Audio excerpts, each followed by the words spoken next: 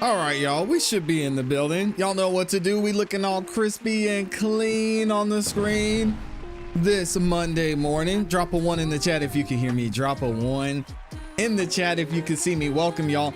Welcome back to another YouTube live stream and another episode of the ClassE Morning Show. I'm your host, ClassE, at patreon.com/ClassEbeats. By the way, the link is in the description as well as in the pinned comment in the chat. Wow. What a crazy weekend. What a crazy day it's going to be. We've got a great show coming up for you guys. Definitely excited to get into some of these Diddy updates. It's going to be interesting there. We've got Alan Jackson has a new client. If y'all haven't heard about this, make sure you stay tuned into the show. But before I get into it, I've got to say what's up to the people, man. Shout out to the gang that's in here. We've got my awesome, amazing Amy in here to start off the show. Les Cleaver's in the building. We've got Slim Life New Jersey is back at it as well. Good morning to y'all. Gerald, good morning. We've got Paua Eyes is in the building as well. Shout out to everyone who's up in here and ready to go. Thank you all for liking the video so far as well. Guys, I do not ask for a lot on the show, but the one thing I do ask you for is that you like the video on your way in. Not only are likes free, but they really do help the show continue to grow. Lets the algorithm know you guys are enjoying the show and it shares the video, the channel, this live stream out with more people. So if you could, please make sure you take a second and like the video. How was y'all's 4th of July weekend? Hopefully everybody had fun. Hopefully you guys weren't over there blowing your arms off or anything, because I know it got crazy out there this weekend. We still got people setting off fireworks today. There's still people setting off fireworks last night, man. I don't know why these people are so obsessed, but hey, you gotta let the pyros have their day, so I get it. I won't be mad. How are y'all feeling this morning? Let me know what y'all are up to. Jay Warren is in the building. We got Libby22, SC Girl is back in here. Trisha's in the building. Tanya is back at it as well. Shout out to Dan in the building. Good to see y'all. Thank you, thank you, thank you. Nearly 400 of you have liked the video. I appreciate y'all so much. And hopefully you guys are doing okay on this Monday morning. Let me see. I want to make sure I double check and I didn't miss anybody. Also, I do want to make sure that I go the extra mile and thank you guys who are continuing to support and send in super chats. Shout out to the super chat gang. And also thank you to everyone that shared out the video too, because I know so many of you guys take a second and share the video out on X, on Instagram, over on your social medias, and even in your group chats through text message. So thank you guys to those of you that have shared. And special thank you to the super chats. We've got Les Cleaver in here, says, I'm back at work. Ah! One of the hardest working guys in this community. He's back at work and he got some extra time off this week. Shout out to Les Cleaver. He says, God bless you all, and God bless you, Les. Thanks for being here. We've got Slim Life New Jersey this morning with the 5 bomb, says, good morning, ClassE, Amy, and my amazing CEB family. Have a great week, and remember, God is good all the time, and all the time God is good. Amen. Love y'all. Shout out to Slim Life. Thank you for that. Thank you for a reminder. Thank God for God, right? Perfect Peace is in here and looking shocked. What happened, Perfect Peace?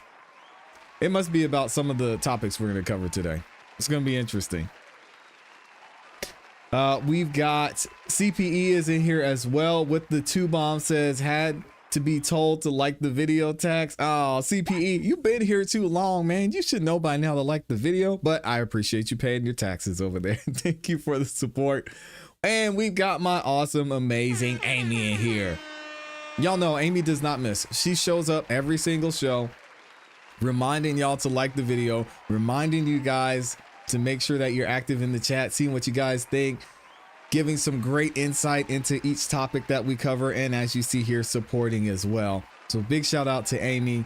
Absolutely amazing. And if you got a membership from Amy, make sure you see that you say thank you. All right, y'all know what she does. You see what she does. Speaking of amazing things that she does, shout out to Dottie in the building. Amazing Grace is in here. Big shout out to Amazing Grace. She says, good morning.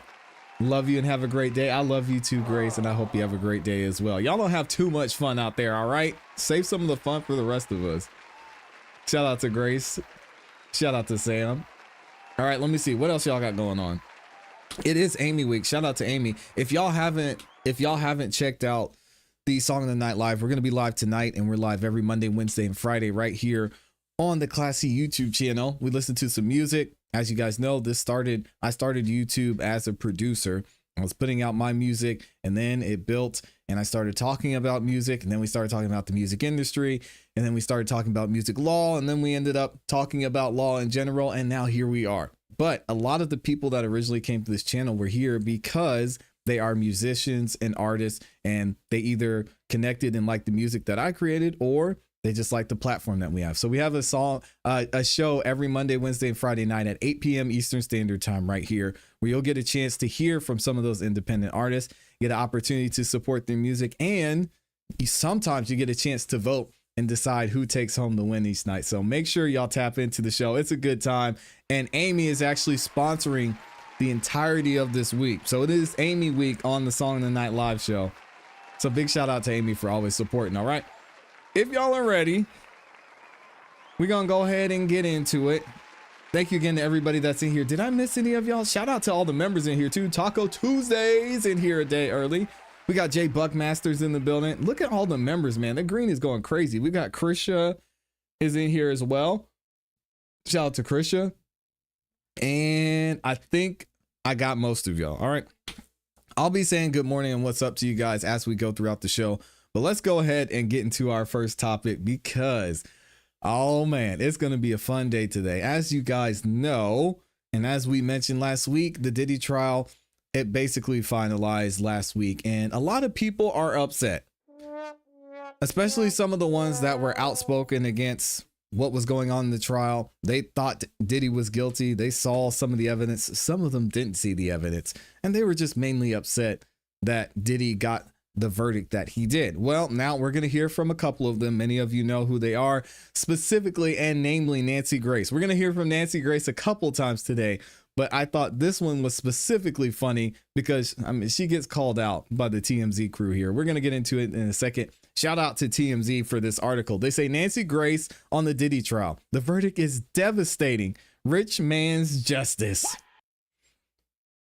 How is it rich man's justice if this dude had to sit in jail? I don't know. Let's see what she's talking about.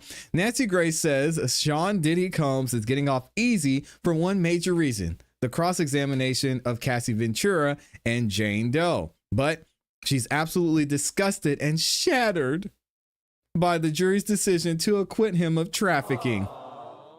Poor Nancy Grace. All right, that's enough talking for me. Let's see what she had to say. Nancy Grace, welcome back to TMZ Live. She's not happy. We know you were watching. Your reaction the moment that the verdict came down. Oh, man. Well, I'm curious as to how you think I would have reacted, but I can tell you I'm shattered. I'm devastated. I feel like I got kicked in the stomach and in the teeth, and I'm sure that makes all of Sean Combs, a.k.a. Diddy's followers, happy. Well, I'm not a Diddy follower, but when someone is so blatantly and outspokenly wrong, I do enjoy these moments. Enjoy these moments, especially when it's someone like Nancy Grace, who, being an attorney herself, should be able to look at this objectively. And it was the complete opposite. She was all in her feelings on this one. But I'd like to point out that there are other people much more devastated than I am. That would be his rape victims. They're devastated. And dare I speak for victims all across the country? Please don't. They're devastated because it does show that there is rich man's justice, which is very different from what I believe justice is supposed to be. I think Sean Combs is guilty on all counts. And I'm sorry the jury couldn't understand the facts the way I understand them. And another thing. I'm sorry, isn't a dude having to write someone a $20 million check? How is that rich man's justice? What is this? She's saying he got to get away with it because he wrote Cassie a check. What are we doing, Nancy? Come on now. All the joyous rapture dancing in the halls of the courthouse, cheers erupting outside the courthouse. We haven't had sentencing yet. That's true. And when I read, for instance, your banner, shame on you. The banner should be Sean Combs convicted. on 2 felonies, facing a potential 20 Get years. her, Harvey. No, not at all. What? No, yes, Hold on. Nancy, Let me make the point. There was more serious They sentences would never have for the other filed charges. these charges against him if it were just the Mann Act. These charges, Nancy, were filed because of Cassie's lawsuit alleging what the prosecutors lost in this case. They never would have filed this case. This is a nonviolent crime. If committed in a state, might even be a misdemeanor. So oh, Harvey's cooking. Y'all hear that? What he was, oh man. Now we're talking about the systemic issue. Did you hear what Harvey said? Harvey said that if he was found guilty of this Mann Act in a specific state, it might even be a misdemeanor. But because he was brought up on federal charges, now we see he's going to be a convicted felon, is going to be sentenced to however much time he needs. And this can also be used if the feds decide to go after him for something else in the future. Very interesting point, and I think that's a very important point that shouldn't be missed. Might even be a misdemeanor. So to say that he was convicted and that's the headline is just wrong. You're right. Thank you, he did Nancy. get acquitted on the most serious charge. You're right. There has been a lot of ridicule heaped on the state. But I can tell you this, Levin, I've gone into court many, many times thinking I would lose. And why did I do it? Oh, here we go. Because I believe in trying to do what you believe in, what you think happened, what you think is true. I understand the cross-examination of Cassie Ventura. I understand what she said in some of her texts. There's no way. To pacify, to placate Sean Combs. I get it. And they crossed her on that, and they won. Because you're right. She's a liar. Sean Combs acquitted on the most serious charge, and that would be RICO. How does this make you feel about juries and how they feel about women who are testifying about being victims?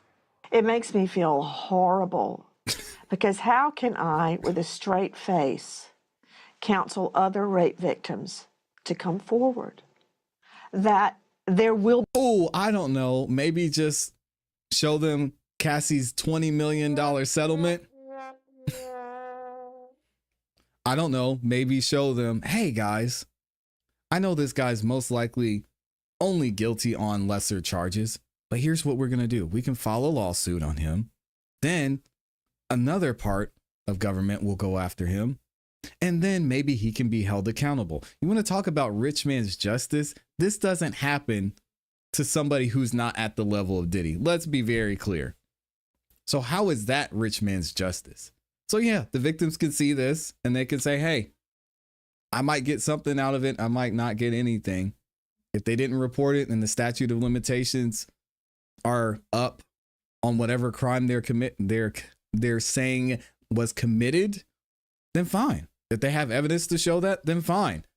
Think of what happened during this trial. Diddy's own defense team said, hey, listen, guys, if this was a domestic violence case, Diddy would be cooked. Let's be real. But it's not. Nancy, it's not. So if your client or if someone you're counseling is a victim of domestic violence, guess what? You can encourage them to report it, especially if they have evidence. But no, we know it's not that simple. We know it's not that easy. A lot of you want to say, oh, it's because of the psychological aspects. A lot of you want to say it's because of the emotional aspects. In some cases, and most specifically in this case, that wasn't the issue. If we're going to say this about Diddy, we need to talk about Cassie and how she handled this as well. So if you want to say, how can I encourage victims to come forward? Ask Cassie. Where is the heat for Cassie? She sat there for 11 plus years, benefited, then took a $20 million lawsuit because this guy put his hands on her. Why are you not saying to Cassie, you're disgusting. You want to put out a memo. You want to write a note and say and talk about how you're a victim. You want to get on the stand and make us believe, and the jury did not believe, that you're a victim of trafficking, that you had to do these things against your will. ClassE, do you know what you're doing to actual victims? You're making them look like idiots. You're making it look like women lie on men just to get an advantage. You're making it look like women routinely use powerful men and use the power and the status that they have for their own benefit. ClassE, shame on you. But no, Nancy Grace, she's not going to do that because ClassE was a victim.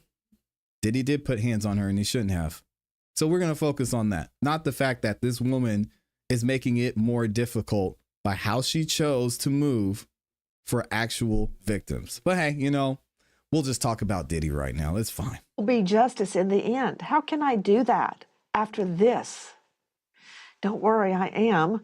I'm not giving up on the justice system. Have ClassE come talk to them, Nancy. But yeah, I agree, especially on ClassE. And I'm not saying that Jane was lying, but I think Jane had much more to be cross-examined on than ClassE did. I know you're saying the jury got it wrong, and how does it make other victims feel? But this was a 12-person jury that was diverse, and they listened to the testimony. By all accounts, they took it seriously from everybody observing in the courtroom. When you watch it, and 12 people come up with the same conclusion, doesn't it require a very big leap to say they got it wrong? Yes. Maybe for you, but I will say this. I think that the cross-examination of ClassE, especially with the text, and of course the cross-examination of Jane, was very effective. And This is disgusting. I'm so sick of Nancy. Shout out to Nancy. I'm not sick of her. But her take on this is so garbage. I love how she's just glossing over the facts and just saying, hey, you know, the cross-examination of the defense was effective. No, that means you have a trash witness. That's what that means, Nancy. Like, all they did was have her read text. They asked her about her relationship. They asked her, hey, ClassE, what did you actually do? Hey, ClassE, how'd you feel here? Hey, ClassE, did you call and ask for these men? Hey, ClassE, did you set this up? What do you mean that the cross-examination was effective? They didn't call any witnesses, Nancy. They just asked ClassE. They literally asked, you guys can look at the transcript. They literally just asked ClassE, hey, ClassE, did you do this? And she's like, yeah. Hey, ClassE, did you set up some of the free calls? Mm-hmm. Hey, ClassE, did you love Diddy?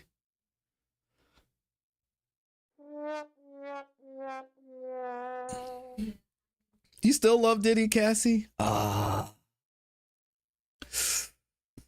Next question. ClassE, did you ask Diddy for freak offs? Yes. What are we doing here? And given the effective nature of the cross-exam, I think it weakened their credibility. Do I believe ClassE? I still believe ClassE. I do. I think she was raped. I think she was beaten and forced to go back into freak-offs. I think that happened. I believe that happened, and I will go to my grave saying that happened. Nancy. She, according to this jury, did not withstand cross-exam. Period. And why is that? And while many people are taking great joy in attacking the prosecutors had the balls to go in and try one of the most wealthy and well-known musical artists of our time. So yes, they lost on a couple of counts. They won on a couple of counts. And I predict there will not be an appeal bond. Yeah, I mean, hey, shout out to Nancy Grace for just being bitter for no reason. Diddy doesn't care about her. ClassE sure as heck doesn't care about her. And hey, Nancy, let me ask you a question. Are you going to call ClassE up after this and have her come and talk to the women that you counsel?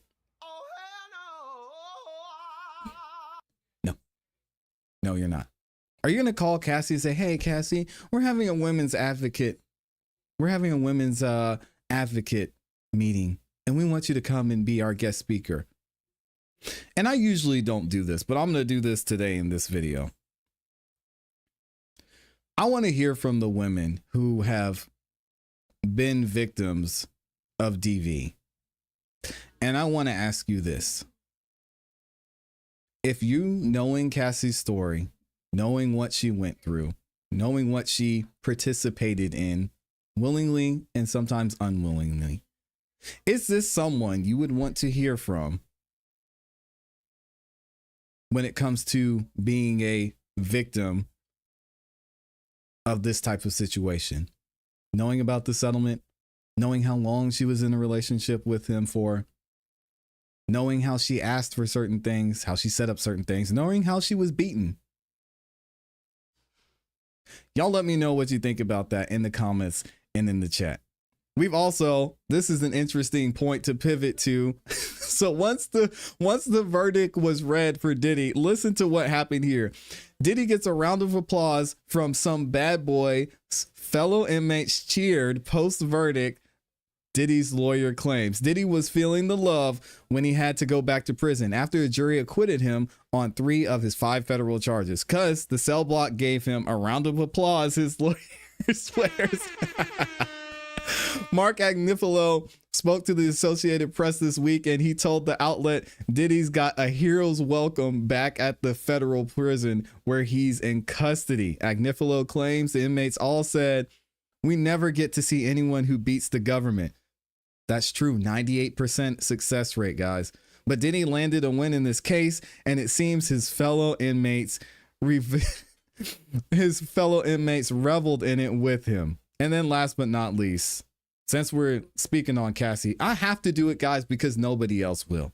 ClassE's going to be a forever victim in 90% of spaces. So we're going to hold her accountable here. We talked about the lawsuit that ClassE's facing with Mr. Clayton Howard. And he actually came out and had some words for ClassE when it comes to what was happening during the trial and what he said and heard from her. And I want to play this for you guys and let me know what you think. This is it gets interesting. She still had unprotected sex with me, and that was the strange part for me. I didn't want to have unprotected sex with her. I wanted to put a condom on. But she insisted on it. You know, she told me she was on birth control now, so we didn't have anything to worry about. She like seduced me into telling me it had been months and she was missing me and all of this other stuff. So I succumbed and I had unprotected sex with her again. But when I left, I remember thinking to myself, like, for her to just get pregnant and be crying and saying it was so traumatic to go back and do this again. I lost a lot of respect for her after that. And that's when I really started to look at her like maybe she was just a slut. And I don't mean that with any disrespect, but the truth is the truth. If a woman is willing to have such promiscuous sex with so many men without any thought or any indication of getting pregnant, that's what she is. She's just a loose woman. She's a slut. And maybe that's what ClassE is in her heart. She's just a slut. Sheesh, shots fired. All right, I had to play that. Y'all let me know what you think about this in the comments, in the chat. And ladies, and even men, I want to hear from y'all on what your perspective is when it comes to ClassE and her whole participation in this trial. You guys say, hey, back off ClassE. Listen, she was victim number 1, the star witness in this trial. We're going to continue to talk about it until the sentencing, and then maybe it's time to move on until Mr. Howard's lawsuit is finalized. But I need to know what y'all think about this and your take in the comments and in the chat. Ooh, they're going to love this one. Shout out to the gang. Ladies, again, and men, I want to hear from y'all. But I specifically asked the ladies because, I mean, most guys, if you're a victim of DV, you probably don't want to, I don't know that you would want to hear from a woman on DV because it's a little bit different. But I want to know what y'all think about this because I got to read some of these comments before we get into our next topic. ClassE needs to be held accountable. And again, we're not saying that ClassE isn't a victim of domestic violence. She was. And Diddy paid for that in the only way that ClassE could, right? Because the statute of limitations ran out. She didn't file charges or press charges for whatever reason. So instead she got 20 and 30 and 20 and $10 million respectively. So with that being said, I would love to hear what y'all say about this. I'm sorry, y'all. I didn't mean to cook like that. I usually don't get up in here and get preachy, but I know victims of DV, people very close to me, and just seeing the fake outrage from people because this woman made certain decisions, moved a certain way, and in the end benefited in a lot of ways is really frustrating to me. And not only that, she lied. She's a liar. And I think Diddy isn't the one who's making it more difficult for victims. You know why? Because the people that Diddy was seeking out are the people that Diddy was in these types of relationships with, the people that Diddy was connecting with. There were people in the music industry. There were people that wanted to be around Diddy. They asked to be in his presence. And there were people who had certain jobs that participated in adult activities. We want to say Diddy's a monster, which I think he is. Any man who puts his hands on other people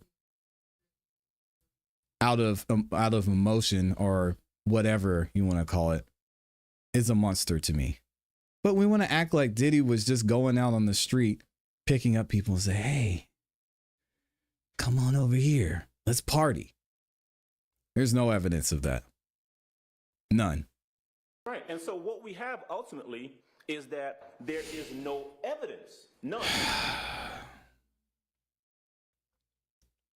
Stick to what you do best, Nancy. Turning every news story into a soap opera starring you, says Amy. Bravo, ClassE. Hey, listen, I'm just trying to speak some truth, man. All those women were just trying to finesse Diddy out of his money.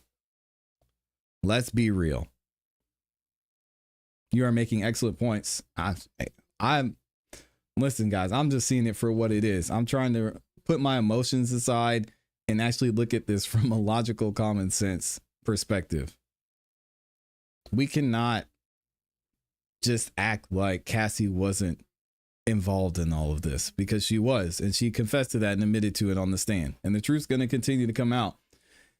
Y'all, Cassie is taking away from the real victims of assault. Cassie got 30 million total now, and she'll have to share it. Oh, I know Clayton Howard wants a piece of it. That's why he came out and called her what he called her. If she was a real victim, it would have come through. She was a co-conspirator. Facts. Nancy Grace sounds like a lonely old bitter woman. He's a monster. Okay. But the thing that bothers me is how she phrased the defense did its job on cross-examination. What? If I'm on the stand,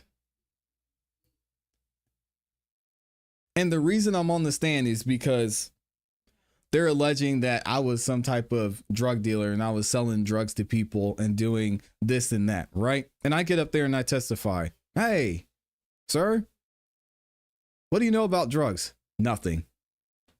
I've never used drugs in my life. Really? Okay.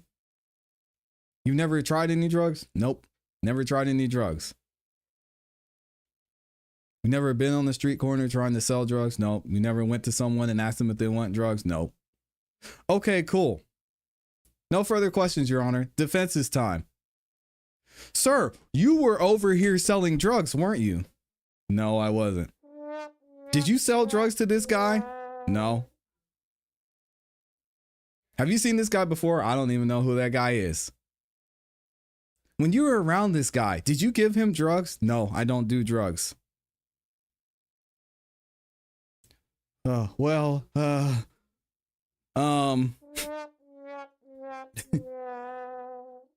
If you're a credible witness and you're not guilty of the things that you're going to be accused of on cross-examination, these lawyers are any lawyer from anywhere is going to be well educated and be able to do their job correctly. Why are we factoring that in? No, call it for what it is and say that Cassie was not a credible witness, Nancy, because XYZ. She set up the freak offs. She asked for it. She stayed for 11 plus years. She had people flown out and was involved in the trafficking.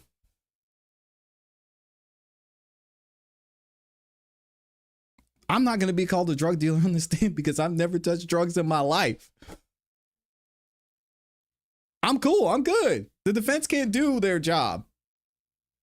You know why? Because I'm not a drug dealer. With Cassie, they didn't even have to call any witnesses. They said, oh, this is your star witness? Watch this. Hey, Cassie, did you ever set up a freak off? Yeah. Nancy did an interview on my friend's missing daughter. She interviewed her dad and stepmom without even asking my friend to join. Meanwhile, my girl is the biggest advocate for her daughter. Oh boy, I lost so much respect for Nancy after that ish. Before that even. Sad, man. When will Nancy speak on Amber Crombie, I always say it wrong, and Fish case? And when will they all spam out with these men receiving a bond? But Robert Sylvester Kelly Sr., Sean Diddy Combs, and YSL, no bond. I don't know about those cases, but that sounds pretty standard. I said, bro, what? I feel this dude is capped for some reason. He could be. As much as I can't stand Cassie and how she chose to move and what she stands for her entire life, her entire adult life so far, I am going to believe that people are innocent until proven guilty. So I don't necessarily believe Mr. Howard. I think the evidence would have to come out for me to say, I think there's something there. The problem is Mr. Howard's telling the exact same story that Cassie did. And he's saying I was with Cassie, and Cassie backed up a lot of what Mr. Howard alleges in his civil suit. So that's kind of the difference here. We do have some evidence because we heard Cassie's testimony on the stand.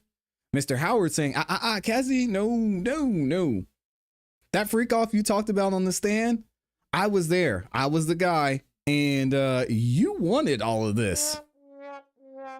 As a matter of fact, you contacted me under a pseudonym and said it was just going to be you and me. And when I got to the room, Diddy was there.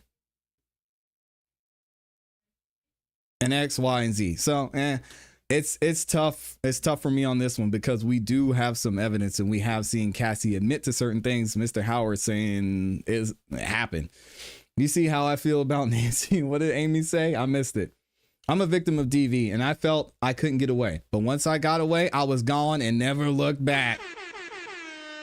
Well, physical and mental abuse are both horrible, but she mentally abused Diddy with her, I can't say that out loud, with her Jezebel ways, sleeping with his friends and her superpower. Dang. He is still a monster, but should be free. Yeah, these charges this was not a good case. As someone who has experienced violence, everyone copes in different ways, but she hasn't accepted and moved on to a place where I think she would help others would be my hypothesis at this time. I said what I need to say on that one. This was not trafficking. This was plain old DV.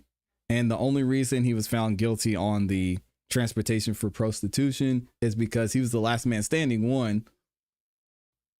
And two, the law is the Mann Act is the Mann Act. You can't, if you don't like it, change the law. Amy says, oh, Nancy Grace wants to chime in on Diddy now. That's rich. The queen of dramatic pauses and courtroom cosplay, suddenly acting like she moonlights as a hip hop historian. Nancy's over there throwing gasoline on headlines like she's hosting True Crime Theater Edition. Girl, you're not the justice system. You're just the shoutiest person on HLN. You're not breaking stories. You're breaking eardrums. Dang. And let's not forget, Nancy doesn't give opinions. She declares verdicts like she's the final boss of moral outrage.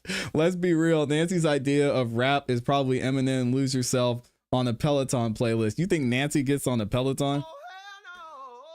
I get your point, though. Yet, here she is dissecting Diddy's legacy like she produced Making the Band. She doesn't know Diddy. Sis went from screaming about Casey Anthony to pretending she understands Bad Boy Records like she had no way out on vinyl. Dang, Amy was out there cooking Nancy for no reason. I did ask though. Nancy Grace is funny, entertaining. I think Nancy is definitely entertaining. It's funny, entertaining when she talks ish. She's a serious alcoholic. Oh, really? And know-it-all who thinks her gut feeling is all she needs. We all know those types. I mean, we go by our gut feeling a lot here, right? But we don't have the bias of being a prosecutor for decades like Nancy Grace does. We don't have the backdrop of being leaning one side or leaning the other way. We have the ability here on this platform to be objective, which is why we have not missed when calling a verdict here, because the majority of the jury is going to be people just like me, just like you guys. And we can pretty much look at the evidence and understand what a group of people would be doing, because we're a group of people. Y'all are saying, if wealth is coercive, no rich man can ever date. Oh, witchy bishy. I said this last week. If you're at this status, you have to move a certain way. And all Diddy would have had to do was just find someone local. Don't fly these people out. If you're going to do that, I mean, you're Diddy. It would have been better at this point for Diddy to be open about it. You get what I'm saying? Think about this for a second. It probably would have been better for Diddy if he's just saying, hey guys, here's what I'm doing. I'm a freak. I'm a super freak. I record everything. I put it all out there, and we know how to have a good time. So if you want to come to a Diddy party, let me know. Guys, the line at the W would have been 4 blocks down. He wouldn't have to fly anybody out. I don't know why Diddy chose to move this way, to be honest, because it's just, it doesn't make sense, man. Make it easier on yourself. And then it would have been fine. He beats women, and cause he is rich, people love him. I'm a girl's girl and sticks up for women. Come on, ladies. Yeah. Nobody loves these criminals. Why are so many people on here saying stuff like this? Did you even listen to the trial coverage? We should have just started an adult entertainment production company. Seriously. All right, you can just start an escort service, because apparently that's legal. All right, we got to get into our next topic. This group of topics is going to be a lot of fun, guys. We're going to see some good back and forth. We're going to hear from some actual legal experts, which we know at times, unless it's my guy, Joe Tacopina, and a couple others, most of these legal experts are going to overthink everything. Say, oh, but this law and that law and this perspective in here and going there. And guys, we're just a regular jury, okay? We're not worried about how the Mann Act was started. We want to know what the law says and how it applies to this case. And did the prosecution prove beyond a reasonable doubt that this person is guilty? We're not doing all this, but it's still fun, and it gives great insight into what goes on behind the scenes. And I think it's a good perspective to get to. So we've been covering a couple of episodes of this TMZ special that they put on Tubi. If you guys want to check it out, I'll leave a link in the description for you to watch the full version of this. But we're actually going to get into a couple of back and forths between some of the legal experts here. You know, we got Ebony K. Williams, my guy, Joe Tacopina, and we're going to hear from Nancy Grace later on as well. But check out what they have to say here about this verdict from the jury on the Sean Diddy Combs trial. Here we go. And y'all let me know what you think about this in the comments in the chat too. A stunning loss for Diddy prosecutors. Oh, I need to fix this. Despite being convicted of 2 felonies, Diddy dodged the most serious charges. The jury convicted Diddy for transporting sex workers across state lines. But the case never would have been filed if it was only about that. Fact is, prosecutors lost, and lost big. Not proving sex trafficking against Cassie. Not proving sex trafficking against Jane. Not proving the biggest charge of them all, racketeering. A unanimous jury came back quickly and hard. What happened? We have answers. So those jurors who gave 6 weeks of their lives there's watched Joe. every second of evidence. You didn't even sit there for 1 minute of evidence. So don't tell me that the juries are screwed up. Let's go, Joe. This is United States versus Sean Combs inside the Diddy trial. Dang. This is There going to is be good. no other way of looking at this. This was an enormous, spectacular loss for prosecutors. They would never have filed this case if it were just a Mann Act case of transporting sex workers. They filed this case because they wanted to get Diddy on sex trafficking and get him on racketeering, Rico. and they failed in spectacular fashion. So we're going to get into it right now. Joining us, Charles Latiboudiere, who is the executive producer of TMZ, Joe Tacopina, a defense lawyer who recently won the ASAP Rocky case and shout out to ASAP Joe. This outcome. Ebony K. Williams, host of Equal Justice and Holding Court, and Ashley Banfield, host of Banfield on News Nation, also the host of the Drop Dead Serious podcast. Shout out to Ashley. Does anybody want to disagree with me that this was a seismic loss for prosecutors here? I couldn't disagree. Yeah. Pretty embarrassing, right? Very embarrassing. Byline, though, I disagree with your byline, Harvey. Stunning verdict. There's nothing stunning about it. It's what the verdict was going to be all along. I called it. And I'm not saying because I'm patting myself on the back, but it was because that's what the evidence in this case was. This was the most expensive prostitution trial in the history of American jurisprudence. Period. End of story. There was not a racketeering case. It never was a racketeering case. You need to prove an enterprise. Sex trafficking is even more of a joke because in sex trafficking, the standard is so high for force and coercion. And the evidence in this case was so crystal clear that there was doubts. Remember, it's a reasonable doubt about force and coercion, especially when there's evidence of consent. So I don't think there's anything stunning about the verdict. Tons of consent. It was a big news, but that's the verdict that I told you was going to be all along. The Mann Act is, look, I don't think anyone's ever been prosecuted for the Mann Act. That's true, Brock. But that being said, factually, he was guilty of that. Ashley, I Mann gotta Act say, is I know garbage. you are stunned by this verdict.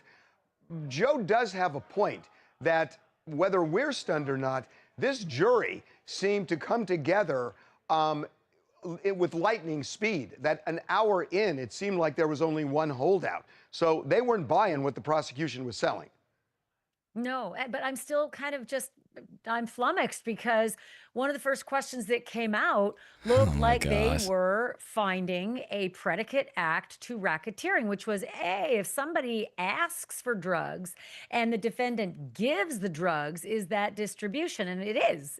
And they were given clear law to show that it is. So it looked as though, well, we've got a drug distribution. We've checked off yes to that predicate act for racketeering. And then before that, you had, let's just skip arson. I never liked that one anyway, but you had the arson was instances BS. of kidnapping. You had multiple instances of bribery. No, you you had didn't. multiple instances of assault. Nope. It just felt so strange that you only had to pick two. And there was ample witness testimony and corroborating witness testimony and evidence to show that these things had happened. And I disagree with Joe. You do not need to have a John Gotti corporation in order to carry out, a business that exists for crime. You can have just a group of people who go out on the golf course and agree that they're going to do something. Where's the group? Thank you, Harvey. That's exactly what I was going to say. Where's the group? You know where they are? It was all the witnesses except for law enforcement that got immunity and were allowed to testify without repercussion. So if you really care, guys, you want to get him on RICO, there was an enterprise. Why isn't Cassie on the stand? Why isn't Cassie on the stand? Why'd you give immunity to the one bodyguard that wanted to testify? Where's the group? Where are they at? You said there was evidence. What? How? Where's the group? There's one guy who was prosecuted. They mean, named them, and there were in no the instructions, co-conspirators. I've never seen a No, RICO prosecution with one guy as Never. the racketeer organization. Joe, One guy. Joe, you know as well as I do. You know as Never. well as I do. You do not have to have the co-conspirators up on the stand, and they were clear. There in was the no instructions. co-conspirators. They did Ashley, not need they to. were never They named. learned who they were. They learned the names all the way along. They This learned the wasn't a D-Rocks. They racketeering learned case. the You can scream KKs. all you They learned want. the assistants. They The learned jurors all sat of their there for names and 6 what they weeks. did. The jurors sat there for Joe. 6 weeks. They listened to the testimony. No, You didn't. the And they heard co-conspirators and had did to be not given believe. immunity. They were given immunity right there in the courtroom. Right. That's and terrible. And the Where's the immunity prosecutors were to? clear in the jury instructions. You do not need to see these co-conspirators. Your job is to do your job. You let us do ours. You don't have to have the co-conspirators in front of you. They were told that. They were told that. It's like, hey guys, there's these imaginary people. Along. They learned. There's these imaginary people out there that help Diddy do all these things. Don't worry about them. Let's just focus on Diddy, right? Don't worry about these other people. We're not going to mention them. But Diddy, look at all this he was doing. It's crazy, right? Get out of The here. D-Rocks. They learned the KKs. all you They learned want. the assistants. They The learned jurors all sat of their there names for and 6 what they weeks. did. The jurors sat there for Joe. 6 weeks. They listened to the testimony. Joe, You didn't. The And they heard co-conspirators and had did to be not given believe. immunity. They were given immunity right there in the courtroom. Right. And What does that do? and the What does immunity prosecutors were do? clear in the jury instructions. You do not need to see these co-conspirators. Your job is to do your job. You let us do ours. You don't have to have the co-conspirators in front of you. They were told that. They were told that. Ashley, 12. You know my favorite thing about Joe, and then I'll let it play. Joe understands and gets juries, and you can see that through the success that he's had. He understands the common people like me, you and me. Joe is so smart that he can understand this is what the jury is thinking. This is what they're seeing. This is how they're going to perceive this. Because as you've heard him say here, the jury looked at this and said, where are the other people? Where's the and where's the enterprise? Did Diddy actually set this up to participate in these type of activities? No. The jury didn't see it. 12 people from the community. 12 people from the community said you're wrong. Diddy's lawyer, Mark Agnifilo, spoke outside the courthouse after the verdict, and he views this as a win. Today's a great victory. It's a great victory for Sean Combs. It's a great victory for the jury system. You saw that the Southern District of New York prosecutors came at him with all that they had. They're not stopping, but one thing stands between all of us and a prison, and that is a jury of 12 citizens. So the jury... Oh, we got an ad. Sorry, guys. Unfortunately, you can't turn the ads off on this. And I should have saved my speech for this point. But I agree. It was a win here. And it absolutely was a win because the entire reason they brought this case is to show that Diddy just had all these people and all these moving pieces and was preying on people and set this up for people to do this and brought people here. And that wasn't the case. And your case falls apart if you take away so many of the pieces that are meant to build your case, that you're meaning to build your case on. So if you take away all of this, you take away Cassie, you take away the bodyguard, and they're essentially up there snitching, let's be real, and trying to look like victims. Oh, I'm a victim. It's not going to work. And it didn't. And, you know, prosecutors showed some of it. But when you are showing Cassie or Jane having sex in a room where there's no apparent do it or else, that may have backfired. I can't wait to hear this from And Ebony. maybe it was the strongest evidence for the defense. So You were here's wrong, my overall Ebony. take, Harvey. I agree that this verdict isn't stunning, but not because of what Joe is saying, not because the evidence was not presented or available. I simply think the prosecution put out too broad of a case. I think there were too many witnesses. I think 34 was ridiculous. I think so many of those witnesses, a la Don Richard and many They were others, just bad could have witnesses. they were awash and they didn't do any favors to the prosecution. They hurt the I prosecution. think, let me say this. I think, exactly. I also agree with you, Harvey. I think that many of those freak off videos were not helpful to the prosecution and muddied the water in favor of the defense. I don't think gotta this have was them in there. because they didn't have a good case. The prosecution of the federal government of the United United States of America doesn't bring these type of charges when they don't have the evidence. I think the way the evidence was presented, I think the order of witnesses, I think the surplus of witnesses, they were asking this jury, Harvey, to do too much. They were asking. How do you say there's trafficking and there's force and there's coercion and not show the freak off? What do you just say? Hey guys, just take our word for it? No, you have to show them evidence that there was coercion, there was force, and then you show the freak off videos. And as the defense said, and as we've heard from Clayton Howard, take Clayton Howard for whatever you will, and he's like, no, Cassie was enjoying it. They were all enjoying it. And many times they asked for it. I met this one chick, Diddy says, the defense team says, and that's what she wanted. That's why she was with Diddy. It's because she's like, yeah, let's do them freak offs. Asking them to take so much information, so many accounts, so many pieces of evidence in, and then asking them to reach the very high burden of beyond a reasonable doubt. And I think that was the strategic legal mistake of this prosecution. So Garbage. in that way, I agree with Joe. It's not a stunning verdict to me either. I said a week ago on a different broadcast. I think they're asking too much of this jury, but I think that the evidence was there. It was poorly presented. You know, Charles, our office, which was it was insane today. I think that this bail denial, where Diddy is now going to sit for 3 months, It's so that stupid. was truly stunning because it just felt like, hey, it's a nonviolent crime he was convicted of. They're going to let him out. I'm sure that Diddy's attorneys felt like they had this thing all wrapped up, right? Because they did have a huge victory today. To only get the Mann Act charges, conviction on the Mann Act charges, there's no way that Mark Agnifilo and Tenny Garagos cannot look at that as anything but a victory. And so they probably thought, yeah, the judge is going to agree with us. Obviously, he's been in for all this time, and those crimes, the Mann Act, are not inherently violent. He's not harming anybody in society. And so they probably felt like, yeah, the judge is going to let him out on bail. But the judge did the exact opposite, came in there and not only denied him bail, but said it's because he is a violent man. And we have seen evidence of this. The judge, at least, was swayed by all that testimony about his violence. That clearly the jurors were not, where he referenced. Charles, I'm sorry, Joe. Let me just interrupt for a second. He was a violent man. He was proven to be a violent man. He was proven to be a batterer.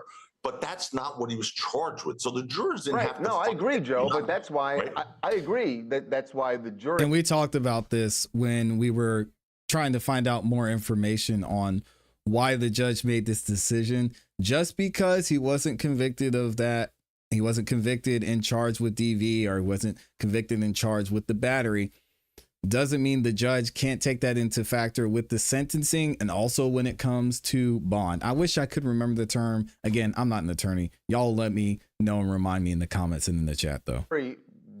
I get you on that. But the point is, the judge obviously made a big deal about that and said that that's why I'm keeping him behind bars until sentencing. So it made a difference for the judge. And clearly he felt like there was some danger in letting Diddy out for these next 3 months. And by the way, that does not bode well for Diddy and his sentencing. Right. Federal sentencing guidelines apply. But if this judge made a finding, he just did, that he's a violent man, again, no stretch there. It means he's really taking his conduct, related conduct, very seriously. Can the judge I agree. look at somebody's character, somebody's history in sentencing for a particular crime that doesn't necessarily relate to that? Depends on the case. The answer is yes, Harvey. Yes. Wait 1 second, Joe. 1 second. In the sense that it can be an aggravating factor, right? That the defendant, while not convicted of particular crimes that carry particular sentences, if the prosecution wants to make an overall argument, which they are, I'm sure they will, that he is generally inherently a threat to public safety, he is inherently and generally a violent, threatening individual, I think that will go a long way in the sentencing as an aggravating factor. Go ahead, Joe. And all I was going to say, it has to, Harvey, to answer your question, it can't just be bad conduct from 5 years ago or 20 years or somewhere else. It has to be related. The Intercontinental. That's exactly Joe. The examples that the judge gave were just a year ago. He said in June of 2024. They are. No, I'm agreeing, Charles, that they are related. They are related to this case. That was the evidence, right? Even if he was acquitted, the judge could still find related conduct. And he could use that in assessing the guidelines. And he, as an aggravated. I think we're all saying the same thing, that this is a bad sign for Diddy and what's going to happen in sentencing in October. Yeah, I mean, wait, hold on. A bad, Ashley, one second, and then I'll let you go. I'm sorry. But a bad sign in this regard, he may get more time than he was hoping to get because, I mean, people are talking about, his guideline range. I calculated it. I have it about 5 years. So Joe's saying 5. I said 10. He's done already almost 1. He's going to get 85% off. I mean, we're talking about a couple of years in the clink, and he goes home. Big difference than what he was looking at a few days ago, right? But if the judge ratchets that up a little bit because of the aggravating circumstance, aggravated conduct, related conduct, he can do more. Joe, I've covered so many cases where I've watched prosecutors submit their wish list for, the Pong game between the sentencing guidelines. And I've seen the prosecutors and the defense both submit their wish list. And I've watched judges go above and beyond even what the prosecutors have asked for, because the judges have watched the entire case. So in this they case, are given the discretion. It is why we call them Your Honor, and they sit higher above than the rest of us in the courtroom. And I could see this one. With the abhorrent behaviors are related to this case that were asserted in this courtroom. I could see Judge Aaron Subramanian saying, it is my discretion, and I am going to sentence at the top of the guidelines, and I am going to sentence consecutively, because these are... Oh my gosh, get out of here. I don't want to hear this BS. Let me know what y'all think about this. Diddy is not, I'll put something on it. Diddy is not getting 20 years. That would be absolutely insane. He's not going to get 20 years. Joe is looking at, he said he already looked at the judge's track record and he's estimating about 5. Ashley here is saying 20. What? It's 20 years back to back. She doesn't know what she's talking about. I'm going to go right in the middle and I'm going to say 10. I think Diddy's going to get 10. Maybe some of them he'll be able to do on probation. That's how I'm feeling. And he'll end up actually serving maybe 2 or 3 years. We'll have to wait and see. Y'all let me know what you think about this in the comments and in the chat. What is Ashley talking about, man? Y'all, this lady, I think he's going to do 20 years.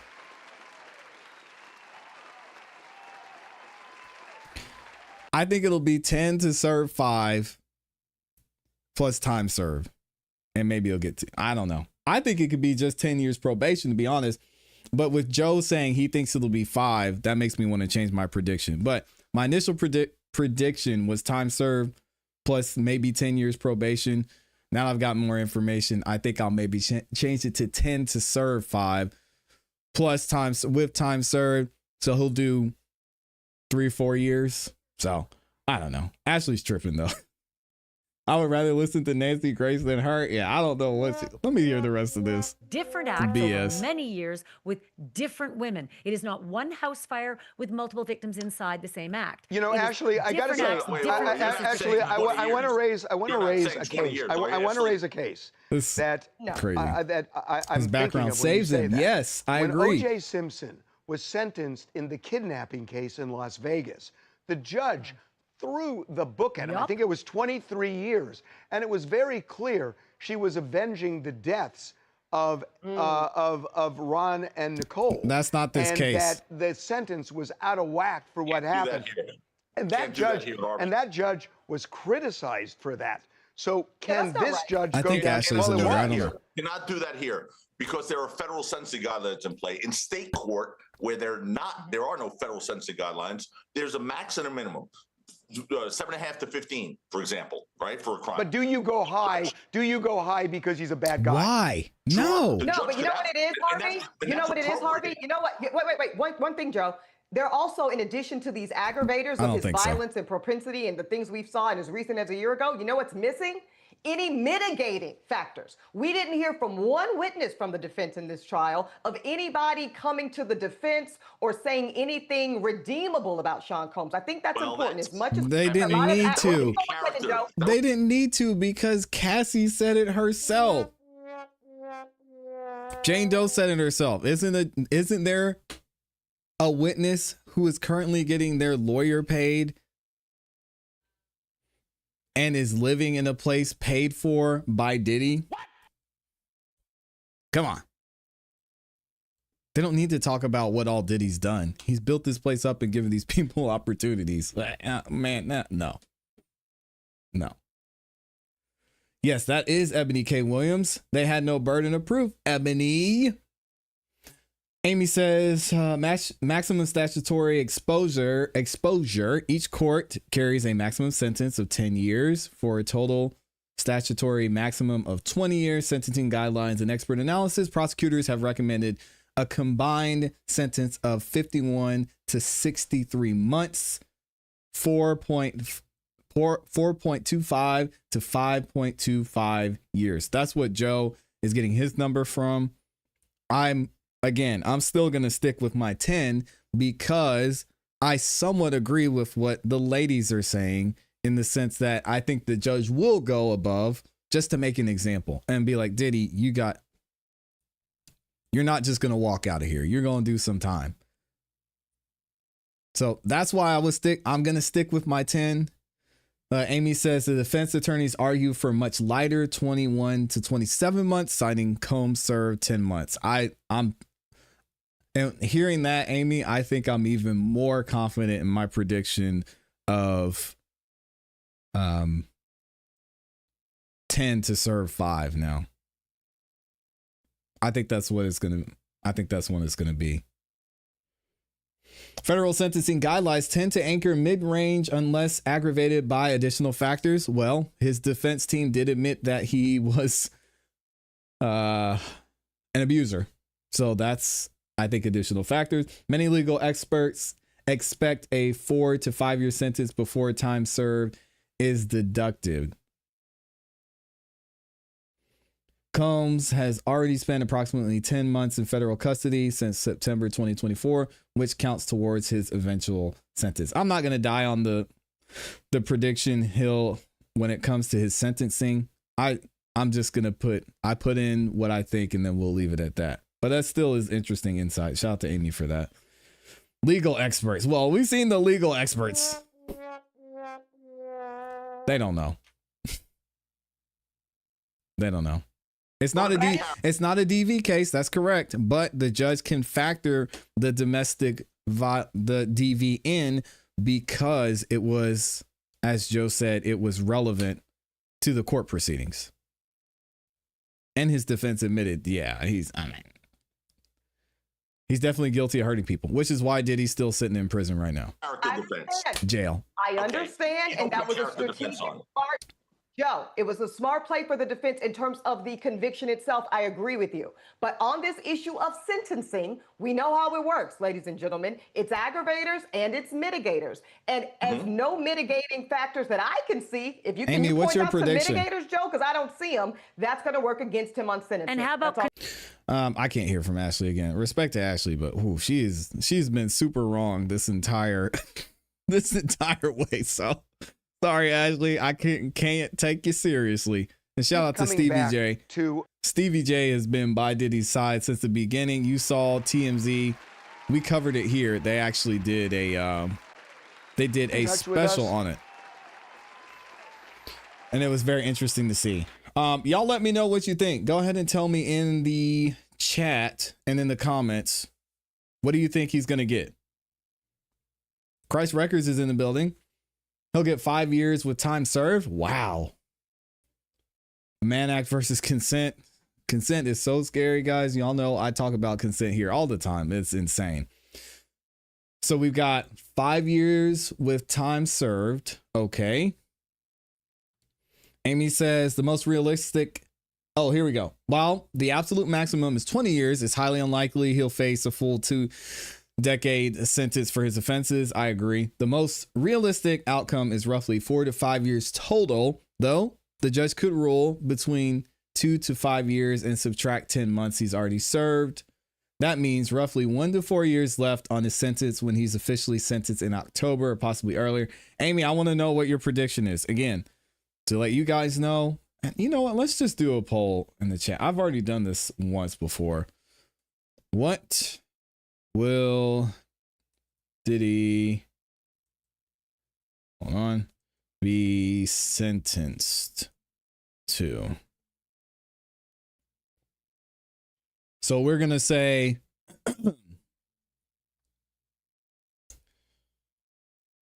does anybody think he's going to get just nothing? I mean, that would be kind of crazy. So we'll use the recommendation first. We'll say 5 years to serve. 5 years. 5 years, we'll say minus time served. Then we'll go 10 years because he's going to get time served anyway. So we got 10 years minus time served. What else are y'all thinking? Time served 1 year and a day? No. So y'all want just a straight 10 years? I don't know if we would get that. It's 10 years.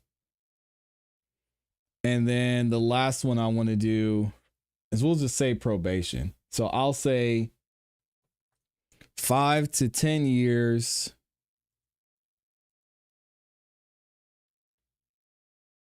5 to 10 years. All right. And then we'll clarify. We'll say 5 to serve minus time served. I can't type all that in the poll. 5 to 10 years with 5 on probation. All right, there we go. So here's what we got. We've got 5 years minus time served, 10 years minus time served, 10 years just straight. And then we've got 5 to 10 years with 5 of those years being on probation. All right. Because we got to factor a lot of this in. So we're factoring in the case as it was presented, right? We're factoring in the fact that this is his first time. He's a first offender here. So we've got first offender. We've got the fact that he wasn't found guilty on the major charges here. So we've got all of those factors in there. And I want to know what you guys think. Hopefully I put those to where it makes sense. You said time served to 1 year and a day, 10 years. Prosecution wants 22 to 36 months. I think they'll get more than that based on what the judge not letting him out. I can see 5 years. If it goes above that, it's just straight punitive. With time served, he should be about he should be out, I think is what you meant to say, in a year and a half. Time served with 5 total house arrests, home arrest, drug rehab. So no time served. Y'all are super generous. Time served with the remaining on probation. I was thinking something in that range. Personally, I think he should get time served with 3 to 5 on probation. I was thinking time served 10 years on probation. Initially, I changed it. And now I'm saying, I think maybe he'll have to do some time and then have some time on probation. So I don't know. I'm not betting against Joe. Me either. That's why I changed my prediction. He knows better than anyone, I'm sure. Yep. Amy says, a former prosecutor emphasizes that Judge A.S. lacking extensive criminal sentencing experience is expected to stay within federal guidelines, likely opting for a mid to low range. I think so too. He has already denied bail, citing violence and unpredictable behavior, showing concern and seriousness about this case. Predict 18 to 12 months, effectively time served if the judge follows the low end of the guidelines. More conservative consensus prediction, a sentence of 4 to 5 years minus the 10 months he's already served, leaving 3 to 4 years to go. All right, so there's Amy's prediction. I think he's going to get some probation. I think they're going to keep an eye on him for sure. I'm saying time served, 5 years to serve, and definitely some probation. I just can't see this judge not wanting to keep an eye on him and giving him time served and just straight time. I think he's going to have to be on probation. Let Diddy walk if he gives up all the Tupac files. Oh my gosh.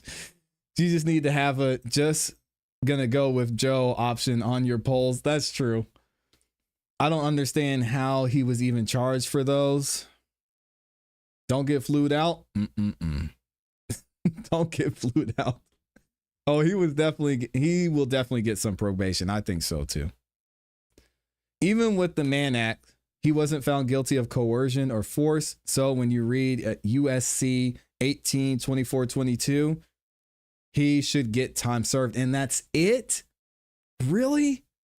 Shout out to the super chat from Ricardo Mitchell says, didn't the feds ask 51 to 61 and the defense 21 to 27? Yes, they did. But the judge is still up to the judge's discretion. And seeing as the judge did not grant him bail because Diddy is violent, as admittedly so by him through the video where he apologized and his defense team saying it in court, it makes sense. People who unalive others get bail. What? That's ridiculous.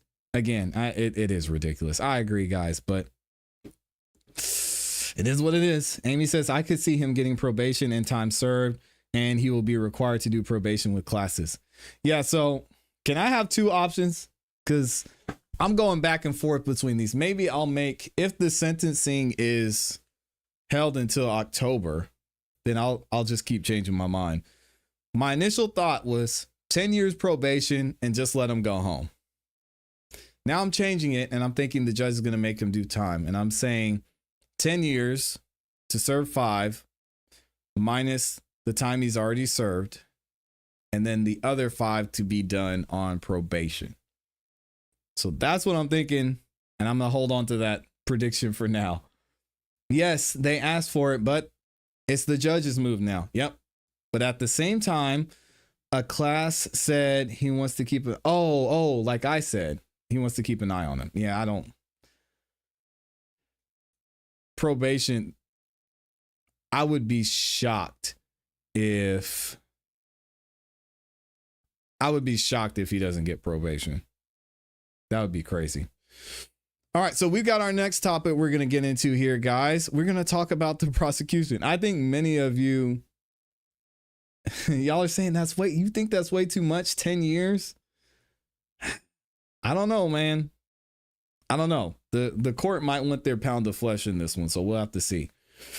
Anyway, thank you again. And did I read? Oh, I don't think I said Amy's super chat. Shout out to Amy. She said it's cake time already. Oh my goodness, Amy dropping the super sticker. She's ready for lunch, man. Okay, well, I got to move it along then because we still got a lot to get to. How ironic the Mann Act is being improperly applied here, just as it was in its creator with the boxer Jack Johnson. Yeah, this Mann Act is, it'll make you. I mean, again, if you're abiding by the law, there's really nothing to worry about, but good Lord, man. It's America. You think things would be simpler. Either way, now we got to get on the prosecution in this Diddy trial because a lot of people are saying the prosecution mishandled this case. And I don't agree. I don't agree with that at all. I personally think this case was just BS to begin with. And when it came to having the witnesses and the witnesses they called, this is really the best that you could do. Get some of these people who were on the ground, who were involved, immunity. Get them on the stand, get them to testify, show how Diddy was moving, bring Kid Cudi up here, talk about what Diddy was doing, how he was acting, how he threatened you, even though he apologized later on and was like, hey man, I'm gonna leave you alone. So let's see. I want to know what you guys think about this, and we're going to hear from the panel on what they think about how the prosecution handled this case. Here we go.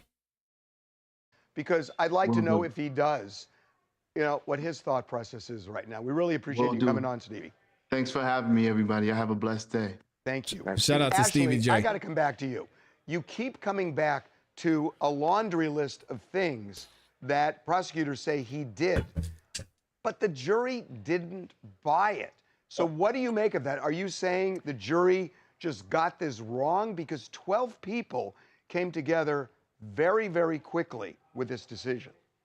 I can feel how I want to feel about what the jury saw and what they did and what they didn't do. But what my bigger point is that in this case, we learned a lot about how Diddy treats people and how Diddy treats women. And it was appalling. And you don't have to have a verdict to see what came out that was uncontested. Not all of it. On Diddy's behalf. The way he treated women, the way he loved them, but said, I'm on my way to the next woman and I'll put you up over here and I'll go over there. And yes, many of the women said yes, but many others said, I just want you. And he insisted on bringing. So wait. He's a bad guy because he wasn't monogamous? Ashley, come on. I can't. Ashley, man. Oh my God. Shout out to Ashley. I don't know what she's talking about here. Just get it. You just hate this guy. This is what she's saying makes absolutely no sense. In other men. And then he insisted on making those men have sex with his women. And I think a lot of people are going to look at that as uncontested and foul, disgusting, and vile. I talked to Megyn Kelly yesterday and she said, I will go to my grave and I will never, ever, ever let anybody ever forget what Diddy does to women, how he treats women. Did the jury decide it was illegal? Okay, for the most part, no. But generally speaking, we all know who Diddy is now and how he behaves. And we have our own verdicts, which is he's disgusting. Good Lord. In a way, the so defense dramatic. Conceded that. In a way, the defense conceded that. Right, Joe? Which is why he had a legal victory. Yeah, which is why he had a legal victory. But what Ashley is pointing out is that there's still a social price and there's still a court of public opinion that is still at play. And I don't think any of us. Nobody cares. No one cares. There were people. Guys, we showed the video. There were people outside, women outside of the courtroom, pouring baby oil on top of themselves, rubbing it on themselves. When the verdict was read, there were people spraying baby oil. And you think there's gonna be some social ramifications for Diddy on this? Stop. He might not get some deals. If you want to talk about financially, fine. But if Ciroc came back today and Diddy was on the commercial popping bottles, people would be buying it. Let's not talk about this. This is a horrible take. Can dispute that. Okay. Robert Blake had a legal victory. Cosby had a legal victory. They are pariahs. They lost their careers. Cosby was convicted. Cosby was convicted. Cosby was let out, though. And then had a legal victory afterwards. He went on appeal. Okay. So, okay. Yeah, he never came back. He's a joke. This is something that bothered me from the beginning of this case, that when the prosecutor came out with a news conference, which is, I think, weird to begin with, and laid out this case before all the cameras and said that baby oil was involved in this. Oh, here goes the baby oil. Some relevance to the counts that Diddy was facing. It felt to me like, and you know, I got to say, Agnifilo said this 7 months ago, that he felt like the prosecution just wanted to get a celebrity, a big celebrity, and he was a big fat target. And that may have poisoned the jury from the beginning, because, you know, to go as far as racketeering, to go, you know, with 70 members of Homeland Security, 70 agents, to raid his two houses, and then create this behemoth of a prosecution, it kind of felt like prosecutors were out to get him. They were. Harvey, you know what's evidence of that? I'll give you what's evidence of that. The fact that he was charged with the Mann Act, okay? That is a charge that I defy anyone on this panel to show me the last time a federal prosecutor brought a Mann Act charge against somebody, okay? Elliot Spitz, the governor of New York at the time, who was dead to rights on that, admitted it, and he was the governor and was under investigation by the Southern District. They declined to charge the Mann Act, which he would have been convicted of in 10 seconds.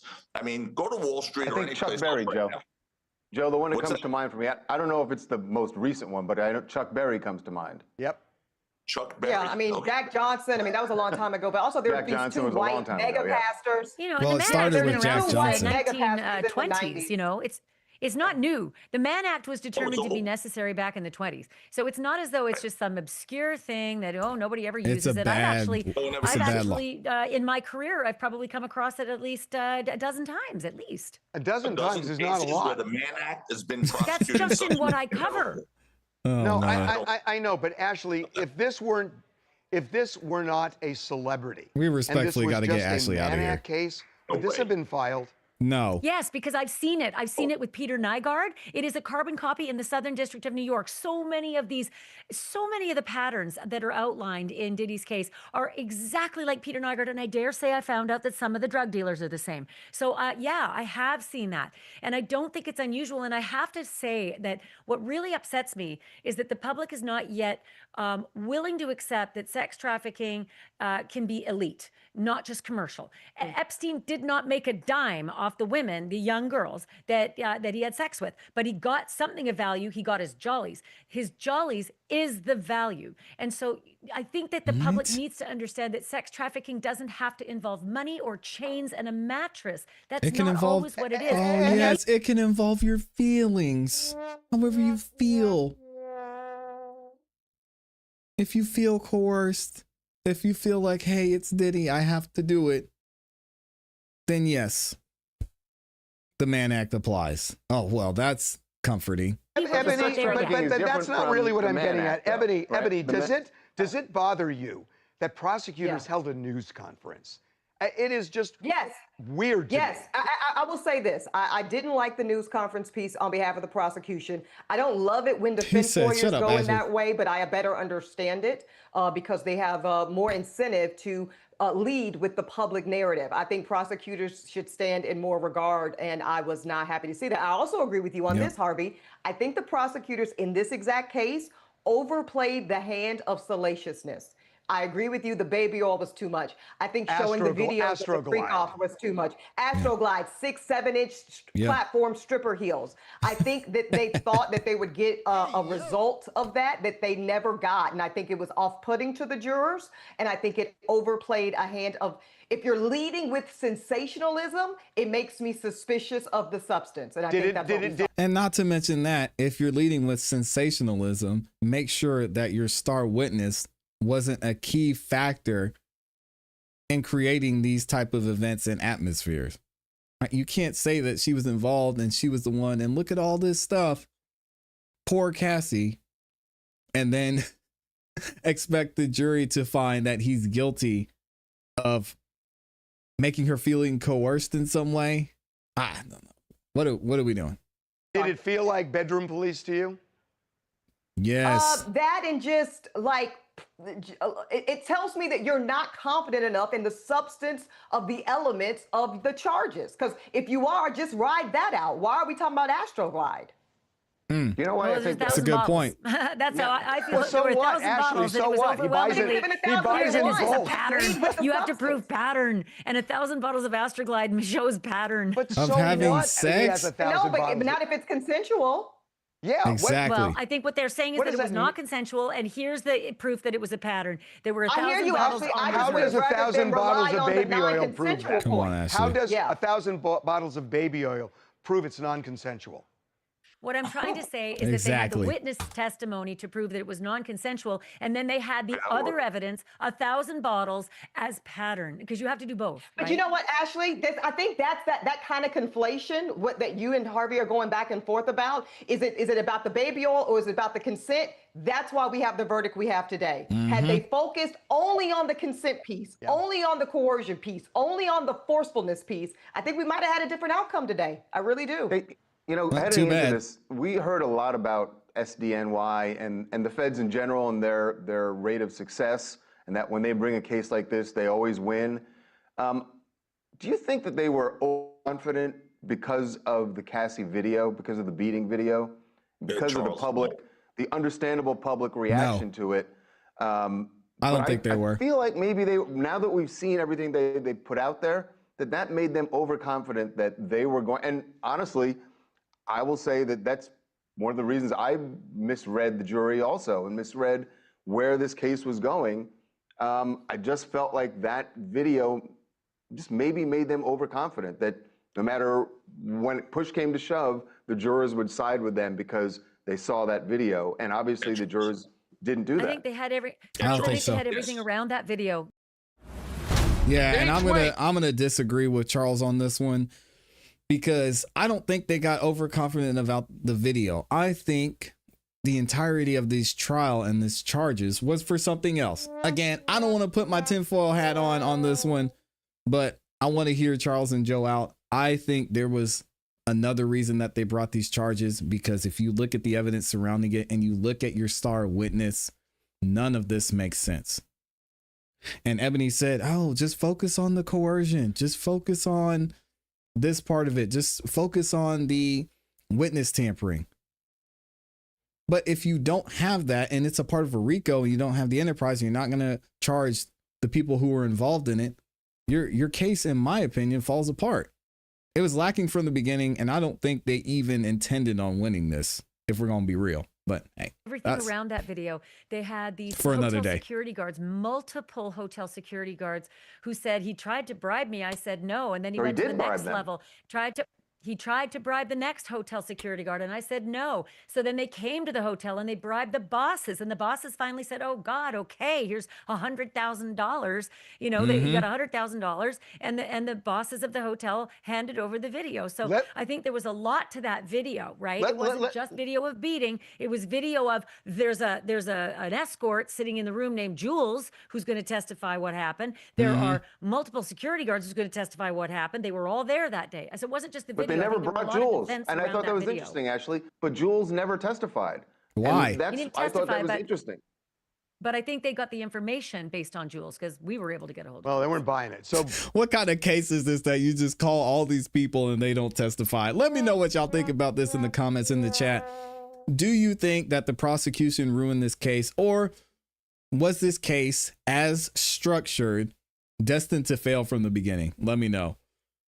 Man, guys, I think these legal experts are so funny sometimes. Of course, leaving my guy, Joe Tacopina, out of this conversation, because I think they look at the overall case and they start to get into and overanalyze the structure and the charges. And this piece was there, this piece was there. When the jury made it very clear, what we saw was there was none of that. There's no enterprise. There was no coercion. These women wanted to be there. The only thing they're guilty of is wanted to be flued out. They call them the H double triple O's, essentially, with this ruling. I said, hey, Diddy, stop messing with the hoes, man. Dang. That is wild. We got a couple of super chats in here, and thank you to the nearly 2,000 of y'all that are in the building, and so many of you like the video as well. Thank you y'all for liking the video. We've got Ricardo Mitchell is back in here with the 2-bomb. Says, I predict the middle ground between 61 and 21. Okay, that's fair. For Diddy's sake, when it comes to these charges, I think that would be reasonable as well. We've got JP in the building with the 5-bomb. Thank you, sir. It says, I don't believe sentencing is going to depart from the guidelines. 46 months, time served, 6 to 12 months, halfway house at the end of the sentence. I think we're all kind of saying mainly the same thing. We think he's gonna do some time. He'll get credit for his time served, and he's going to have to either do probation or a class or go to a halfway house or ankle monitoring or something. But he's going to have to do time, and there's going to be some follow-up. What that looks like, who knows? So far, it's looking like, let's see, 12% of you said you think he's going to get 10 years minus time served. 13% of you so far say he's going to get 10 years just straight. Oh my goodness. So that would mean, this is how I should have put it. So he would basically get the maximum, and then maybe he gets to serve them concurrently. That's what we'll say the 10 years is. 13% of you think he's going to get 10 years.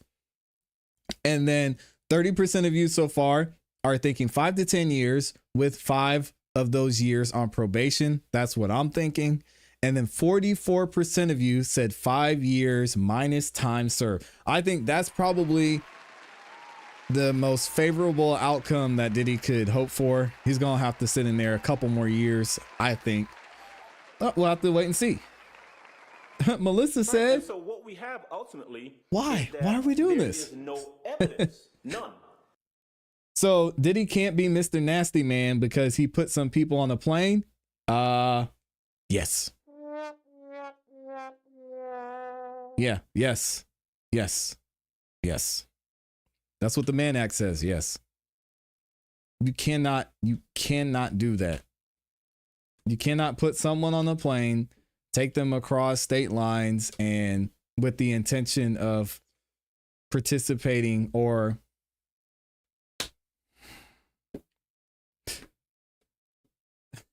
compensating them for certain acts. Unfortunately. And I could pull it up again here for you, Brock, because we covered it last week. This Mann Act is just wild. Here we go. The Mann Act says it passed in 1910. Obviously, if you take someone from one state to another with the intent to have them engage in prostitution or illegal sexual acts, that's a federal crime under the Mann Act. What counts as transportation to engage in prostitution? Moving someone from one state to another with the goal that they will sell intercourse and be involved in illegal certain acts. Intent matters. Even if the prostitution or intercourse never happens, if you intend to it, that can still be a crime. What? Consent doesn't always protect you. Even if the person agrees to go, it can still be illegal under the Mann Act. And then, of course, illegal sexual activity can include things like child exploitation, trafficking, or prostitution. Well, what is prostitution? The exchange of... Brock, listen to this. Brock, I want you to listen to this, okay? I want you to listen to this very, very carefully, and I'm going to read it a couple of times. What under the Mann Act is considered prostitution? In general, the exchange of adult activity, intercourse, for money, goods, or other benefits.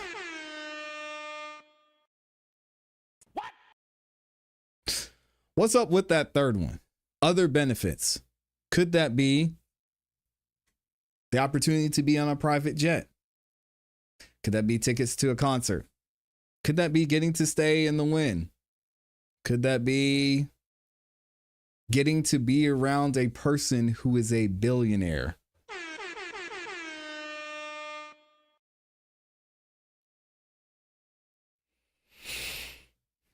More specifically, it usually involves offering and agreeing to or engaging in intercourse in exchange for something of value, money, drugs, shelter, or etc.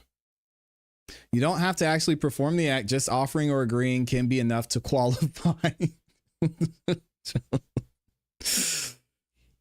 Sexual acts can include intercourse or other forms of sexual conduct, depending on the law.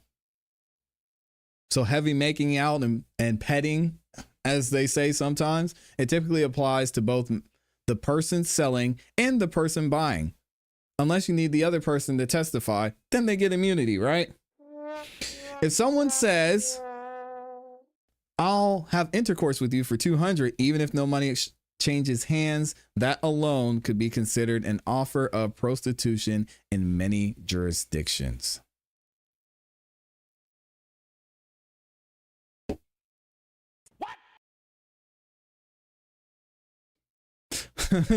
Jay Ray says, so marriage?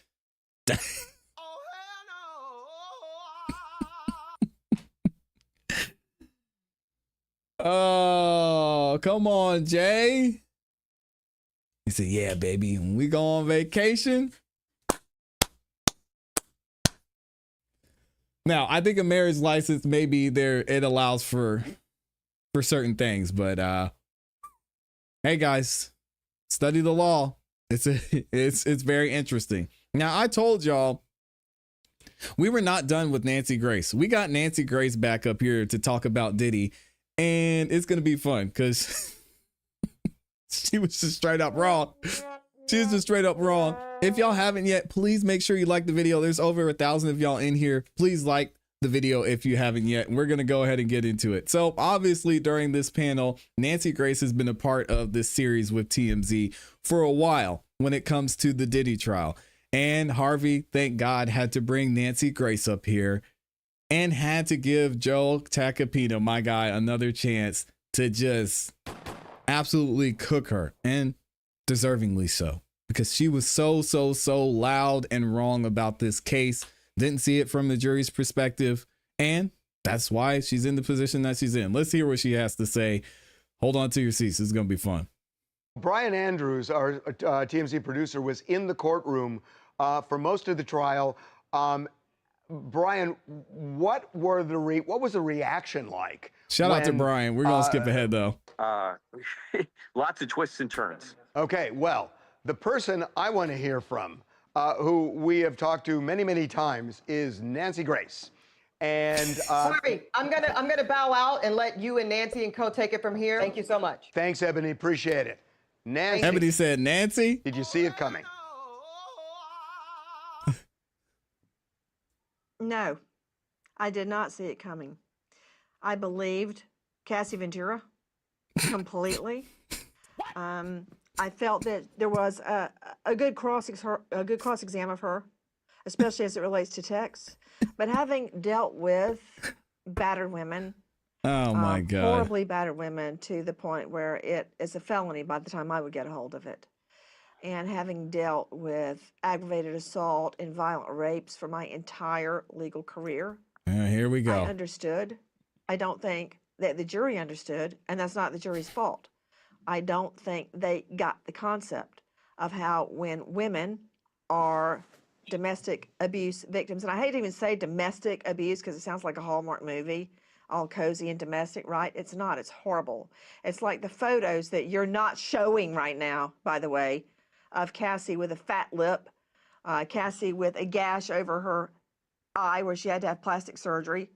Oh, can we also show the videos of Cassie on the yacht dancing with Diddy? Can we also show Cassie and Alex Fine laughing to the bank when she's cashing her $20 million check? Can we also show Cassie texting Diddy and being like, please take me back. I want to, you know what?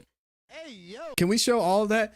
Nancy, are we going to be fair? Or are we just going to take one side of it? Because unfortunately in this case, Cassie's not just a victim, although a victim she is. Overall, there's a lot more to the story. We can't just focus on the one thing that wasn't charged in this case that could be proven beyond a reasonable doubt. It's time to move on. Cassie with bruises all the way down her back and side that were, you know, impinging on her internal organs. That video of her being kicked when she was down. And, you know, I mentioned this to you before in a different context. I've been on a million murder scenes. I've been to the morgue, you name it. But there's always something in every case that turns the knife. And for me, there were two moments, and it was both related to Cassie in this Better trial. not say DV. And one is part of that video, which you're now showing as you're all thrilled and celebrating and rubbing baby oil on each other like they did outside the courthouse tonight. Toward the end of that video, Harvey, there was a point where Sean Combs went after Cassie again. She's right-handed, and she was holding her face with this hand, I think, and holding up her non-dominant left hand to try to stop Combs from beating her. And it was so futile. She couldn't. That moment, and then the other moment was when she was being beaten badly, and everybody was just standing around, and Combs lifted up a liquor glass, and held it up. She's down on the ground. He's standing Everybody over her. was just held standing it up around. to throw it at her face. And she looked at everybody and went, "Can't you see what's happening?" And nobody did anything. And as far as I'm concerned, the jury can cook in the same pot. They did nothing. Now I know you're going to not agree with me, but that's what I think. Well, but I guess, you know, what, I just do have a question about that. What is she talking about? I hear what you're saying about domestic abuse, but this is something that we have been hearing a lot about for 30 years, that Stockholm Syndrome and domestic violence and lots of men going to jail and prison for it, that's been around now for a long time. So, and I'm not even challenging you on this. I'm just wondering, how could 12 people, 4 of whom are women, all unite in a case like this and be so clueless about what you're talking about? I don't know that, but I do know this. Because they got it right. We know about it because we're in the crime world.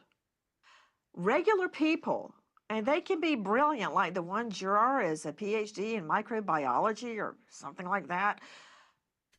Brilliant people, okay? They can be brilliant, but if you are not familiar with criminals, if you don't understand how their mind works, that, you know, Harvey, when you walk around Central Park and you see a little squirrel hop across your path, a little rabbit maybe, you might be tempted to pet it or throw it a treat.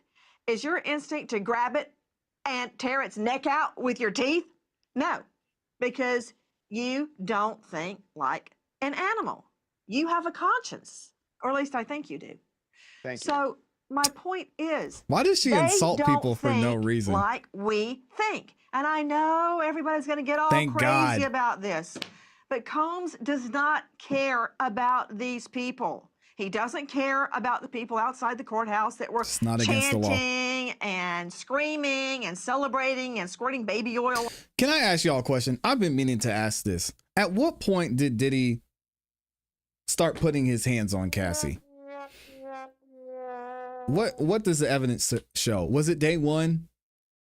Was it day 2? Was it day 3, 4, 5, 6, 10? Was it day 1,000? Because everyone wants to focus on these instances that we're pointing to, whether it was 2, 3, 5, or 30. At what point did that start? Because I know for a fact, viewing the evidence in this case and the facts of this case, that Cassie wanted to be with Diddy for certain reasons. Cassie got what she was with Diddy for. And at what point did this Stockholm Syndrome or did all of this abuse start to affect her mind, and then she started making decisions? Didn't she have freak-offs before Diddy even touched her? Wasn't she participating in certain activities before all this? So yeah, we can focus on this one point, but it's leaving out and you're missing the entirety of this case.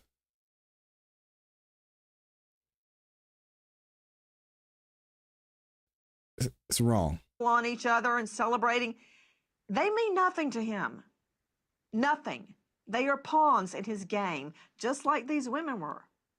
I think one thing that's important is that Sean Combs raised his hand up while his lawyer was trying to make arguments to the judge about an appeal bond, which, as you know, Harvey, because you're a lawyer, practically never happens. It's basically after you get a jury to say guilty, you go, hey, can we get out now? Can we go home now? Yeah, no. But during that argument at the end of the day, and I'm pulling up a quote right now that the judge said to them, and this is as Combs is like, psst, psst, over here. Quote, you full-throatedly in your closing argument told the jury there was violence. Domestic violence is violence. You conceded that in your closing when he denied the appeal bond. So while everybody's out celebrating outside the courthouse that Sean Combs is coming home tonight, he ain't. He's going to jail, and I hope he stays there. I got to say, Joe, that's compelling. That the defense itself told the jury this guy was violent and even monstrous. I mean, that is. That's a hard thing to argue. He is, and if the defense doesn't do that, they lose credibility. So it was the right thing to say, because there's no question. Look, what Nancy said was really moving. If he was on trial for domestic violence, and if he was on trial for being a bad person, all those things are check proven. He was on trial for racketeering enterprise corruption, and is on trial for sex trafficking. Not proven, not close. 12 people. And I want people, Nancy, you know, I know you have to do your thing, but when you criticize and I don't have to do anything, Tacopina. I don't have to do anything. Where's your little Tootsie Roll, I'm Nancy? doing what I think is right. Wrong about this case. You could have been more I'm not wrong getting about this paid case. to go into court and represent some been in court in decades, perv, Nancy. In like decades. defense attorneys do. Okay. I'm doing what I believe is right. Okay, so those jurors who gave Shout out 6 to weeks Joe. of their lives, stepped out of their lives and did something that only maybe military service is more of a community calling. Did that, watched every second of evidence. You didn't even sit there for 1 minute of evidence. So don't tell me that the juries are screwed up and that's horrible to say. Cooker, Joe. That's not what I said. What you did, Oh, they said they were in please, the that's same not pot. what I said, but go ahead. If that They were in makes the you feel same better, pot. go for it. They weren't in the same pot. They weren't in the same pot. You didn't say that? I said that I do not believe that the jury mocking me means nothing to me. Go ahead. You just look like an idiot. I know. You wouldn't mock anybody, I Nancy. said I do not you're so believe the catchy. jury understands. Go ahead. I do not believe the jury understands the mindset of women that are used to being beaten and raped in a consistent pattern, where you basically just lay down and take. That's not what this case was. Again, I don't believe they get it. Respect. That's not what this case was. You're right about that. Oh, I'm Nancy. sorry. Isn't sex trafficking by force, fraud, and coercion? Wasn't that count two? Oh, it is. And it's count that would 4. require no So consent, force, Nancy. So coercion. That's what that is. That's not An what the jury ass found. beating is coercion. Ass beating is not, no, Nancy, that's domestic violence. The jury, it's a very high standard. If you ever read the charge on sex trafficking, you should take a look at it one day. It's a very high standard. It's force, coercion, physical, all these different things that have to happen without consent. Yes. There's evidence in this trial of consent. Period. Tons End of story. No matter of what evidence. you say, 12 people from the community, different walks of life, women, men, all I different know that. types of people said not guilty. They didn't buy I know it. that. They didn't buy it. So You know, I don't think that Cassie's No, Ashley, sorry. Shout out to Ashley. We ain't doing it. Joe is the man, and he's 1000% right. Joe understands the people and how we think. Nancy's just yelling at the clouds, say they don't understand. You can say that about any case you think didn't give you a favorable verdict.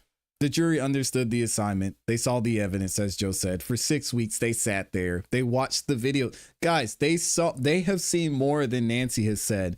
And you want to say they don't understand? What? They saw what happened. They heard the text messages. Let me know what y'all think about this in the comments and in the chat. Good Lord, man. Nancy Grace has gotta get it together. Joe didn't have to cook her like that, though. Shout out to Joe Tacopina, the GOAT. Win it on appeal. Y'all think he's gonna appeal whatever the verdict is?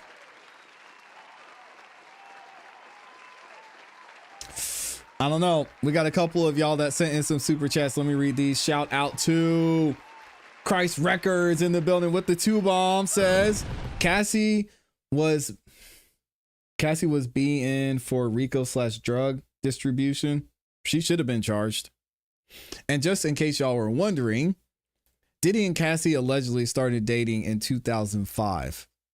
Right, so they had this great who knows 4-year relationship at some point, and then or almost 4-year relationship, and then sometime near or in the end of 2008, that's when the alleged abuse started. But we just want to pretend like that 2005 to 2008 time didn't happen. We're forgetting that. Whatever, man. Shout out to Melissa in here, just showing love with the 2 bomb along with my guy, Mr. Brown. Hopefully you're doing well, Mr. Brown. Always good to see you in here. Thank y'all for the support. Joe Tacopina is the GOAT. That's the man right there. We're going to have Joe back up here. Y'all don't worry.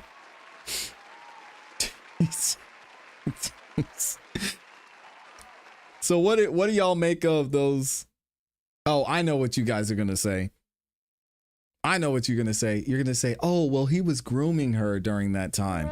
See, what was happening, he was using psychological things, and he was showering her, and he was love bombing her and doing this and that, and she got caught up, even though she wanted to be with Diddy in the first place.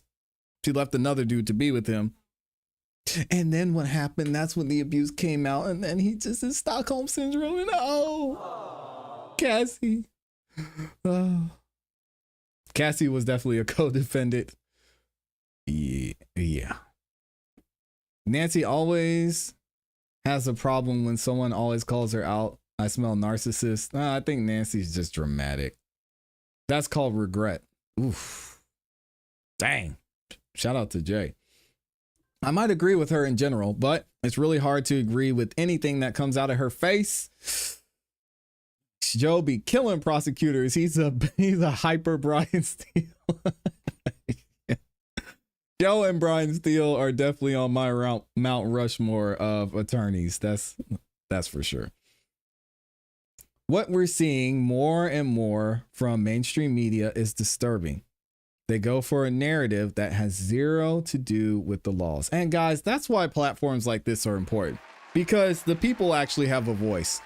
We don't sit here and say, oh, well, you know, I've seen thousands and millions of crime scenes. I've been and seen thousands and millions of medical examiners, and I know what the verdict should be because I'm such and such Esquire, attorney at law. No. We're the people. We are the people. We're the jury of your peers, and we get the final say.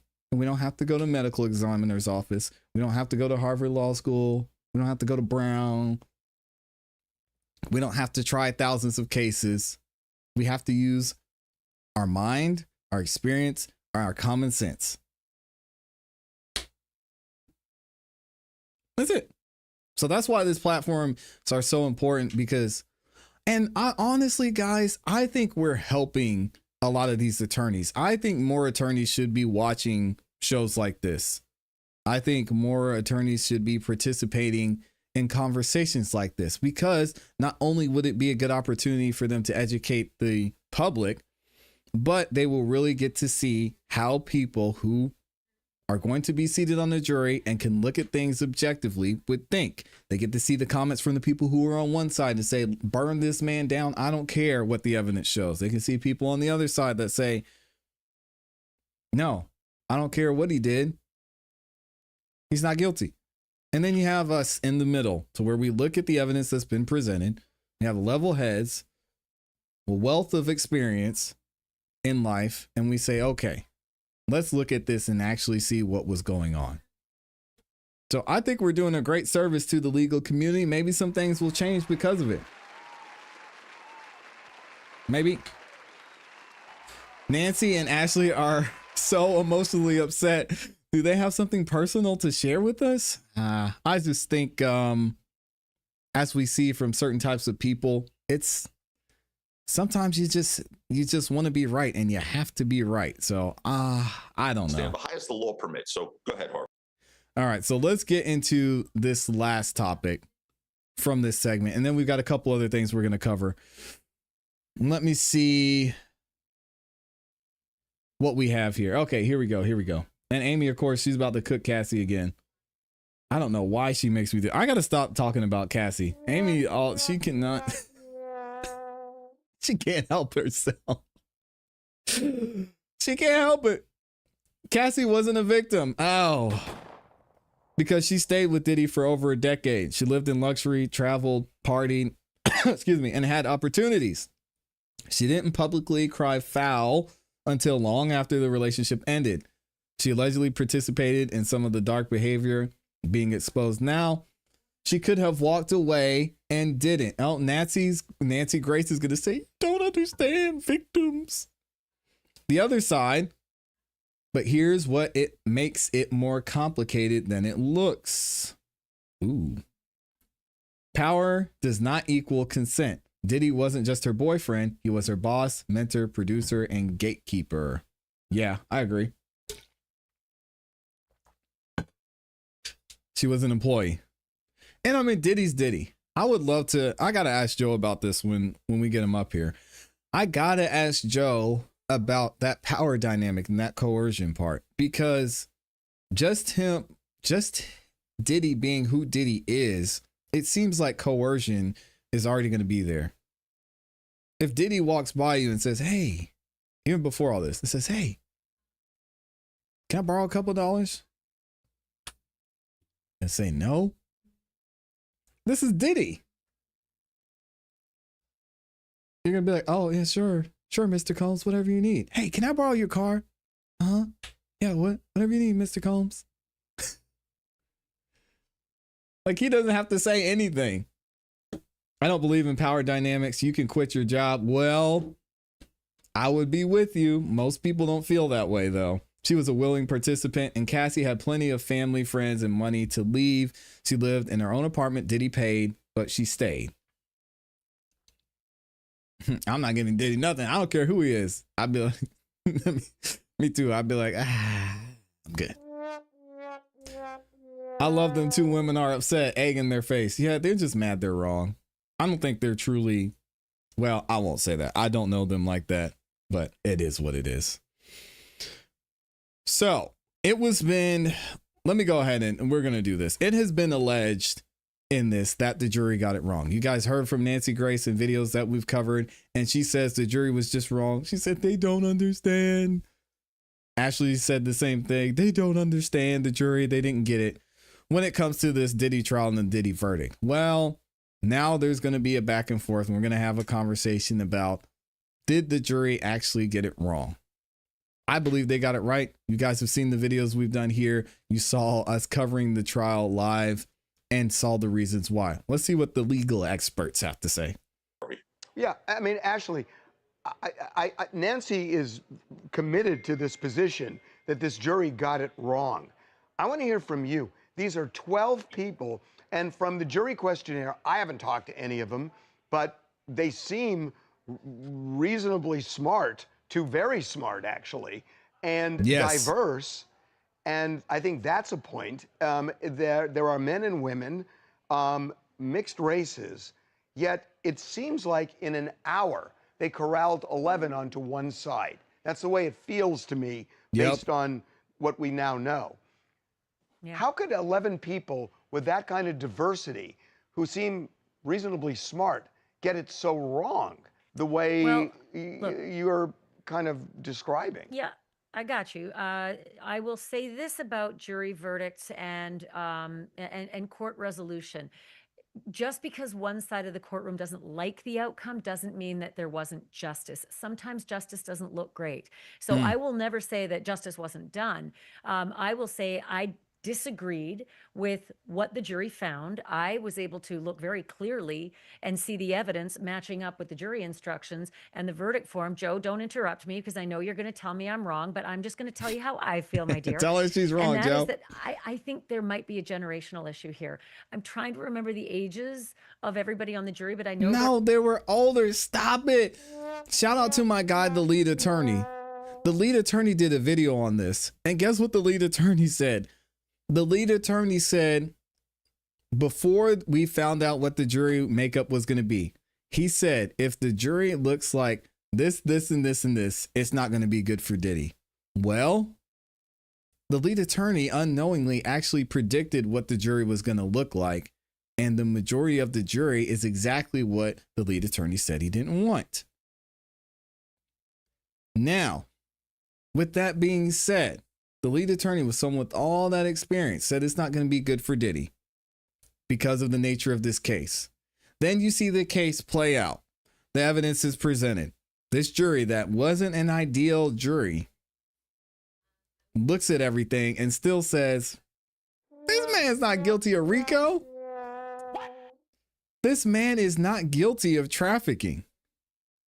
So knowing all of that, now we have Ashley who is looking at the jury and saying, I I think it's a generational issue. What?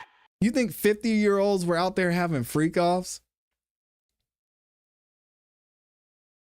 If it were a younger generation, I could see them being like, hey man, you got to do what you got to do, Diddy. I ain't mad at it. So what do you want? You want some 70, 80-year-old on the jury? I don't know. What is she looking for here? There are many of them who are older, and I think they're of a different mindset about women and what women are expected to do. Look at this. 31, 39, 68, 57, 30, 42, 69, 51, 68, 67, 43, 74. These 67-year-olds, it's not like they were born.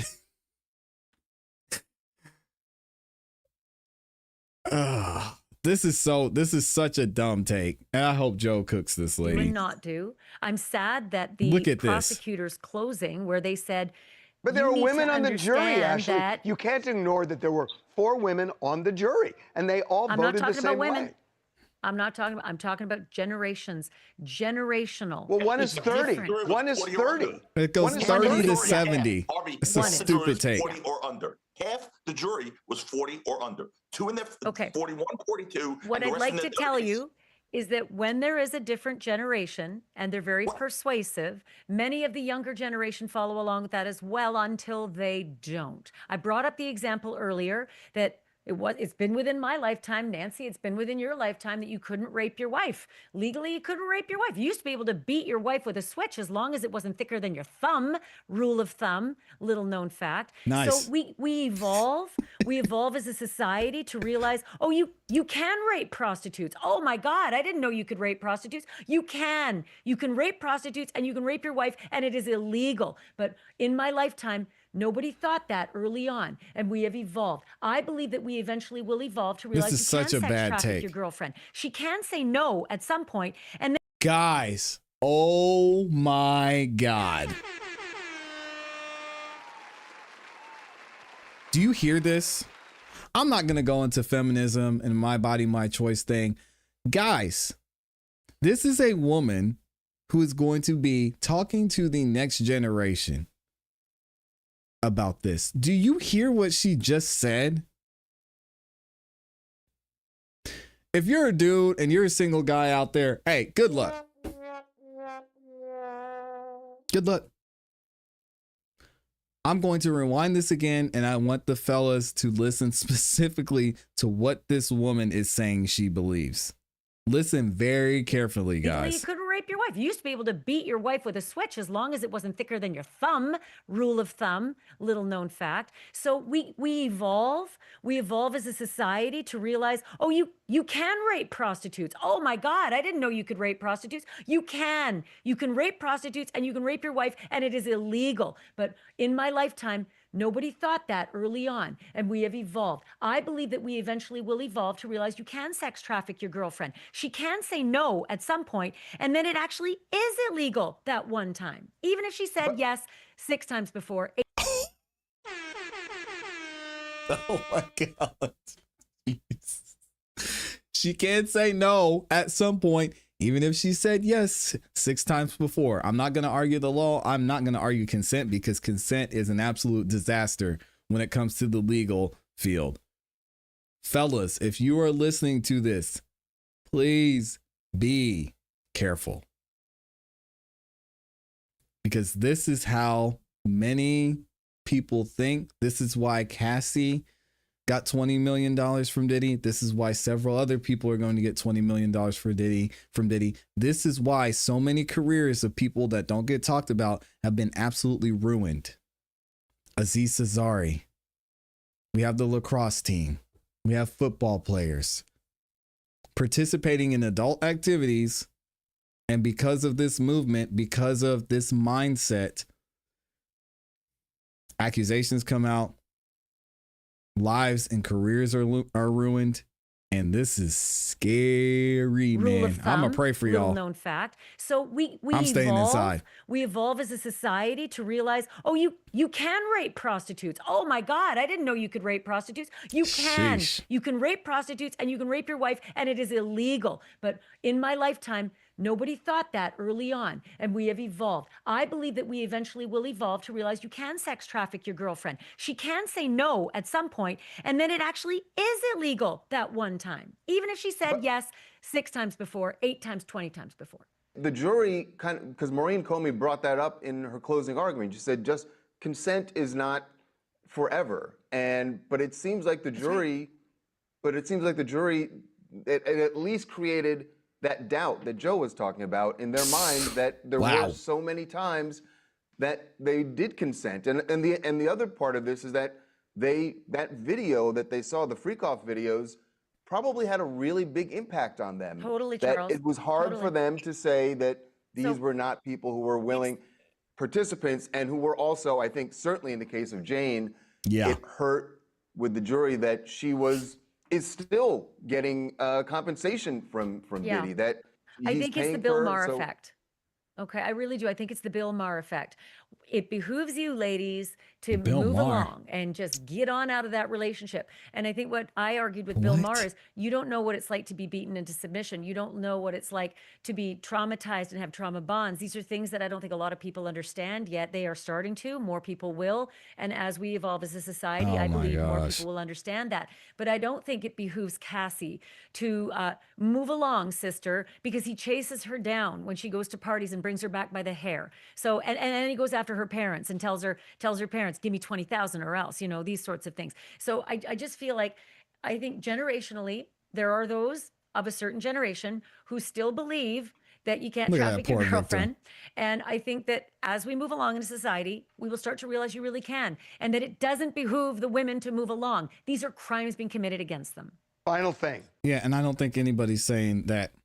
I don't think most people believe that you can't traffic your girlfriend or that you can't SA your wife. But if we start to go down this path and we talk about consent, and as Charles said, you talk about 1, 2, 3, 4, 5, 6 times. We want to talk about Diddy's patterns. Can we talk about Cassie's patterns? If you're doing 1, 2, 3, 4, 5, 6, 7, 8, and then on the 9th time you're like, oh no. No is no, guys, right? What? It's dangerous for guys. There are people certainly on the defense that say this was a targeted prosecution. They were going after a celebrity. They were going after a black man. Mark Agnifilo has said all of that. Is there a chance Donald Trump is going to pardon Diddy? Look at Joe laughing. Why would you ever say no? You know him, Joe. You represented him. I do. Yep. And I know him well. And look, he will take anything under advice. Here's the one thing about Donald Trump now. President Trump has been through the ringer, okay, with these that would be prosecutions that were politically motivated. He understands that. So he will never say never to anything. I don't think he will. Based on Diddy's last comments about Donald Trump before this trial, I'm not thinking he's going to get a pardon on those 2 counts. But Joe, Snoop Dogg said some really awful things about Donald Trump once, and then he was performing at his inauguration. So, well, Snoop Dogg was a born again. So, but there's no upside. Maybe Diddy will be born again. There's no upside for Donald Trump on this one. Good. I don't see what the upside is. What does he get out of it? Yeah, I don't see it either. Trump doesn't. Yeah. Pound of flesh. Diddy's loyalty. Pound of flesh. Trump will do what he wants to do when he wants to do it. Period. There's got to be an stick it to upside Maureen for it. There's Comey. got to be a reason. And he'd stick it to, I got something to say, James Comey's daughter. You got the last word, Nance. Oh boy, Nancy again. All the people that were baying and screaming and celebrating outside the courthouse, and all the people that are on your show tonight that are thrilled. You think you beat the prosecution? You think you beat Cassie and Jane and Mia? You didn't beat anybody, because this is only making them, only making me, only making us stronger and more willing to fight. Oh my gosh. Didn't this lady just say in a previous segment? Didn't she say in a previous segment that this is making it harder for victims? Nancy, get out of here. Let me know what y'all think about this BS in the comments in the chat. Did the jury get it wrong? Did they get it right? Wow. Nancy Grace is a piece of work. This Should is I just finish the playing this? beginning. Just the beginning. You see. You watch. So Okay, dramatic. Nancy, Joe, Charles, and Ashley, thank you so much. So dramatic, man. Oh my gosh. Amy said, did you see my thoughts? Where they at, Amy? Did you send them to me directly or did you put them in the chat? I read them, some of them earlier. Let me see what Amy's saying up in here.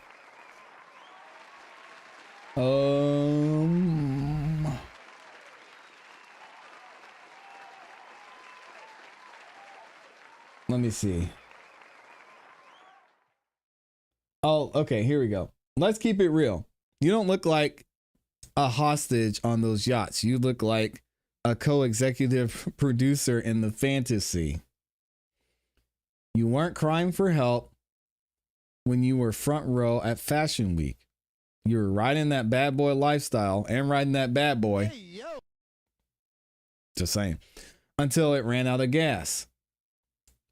And the whole "he controlled my life" angle. Girl, you had a 10-year subscription. And that's not coercion. That's commitment. You renewed every season and collected the benefits. If Diddy was the devil, you sure enjoyed the fire.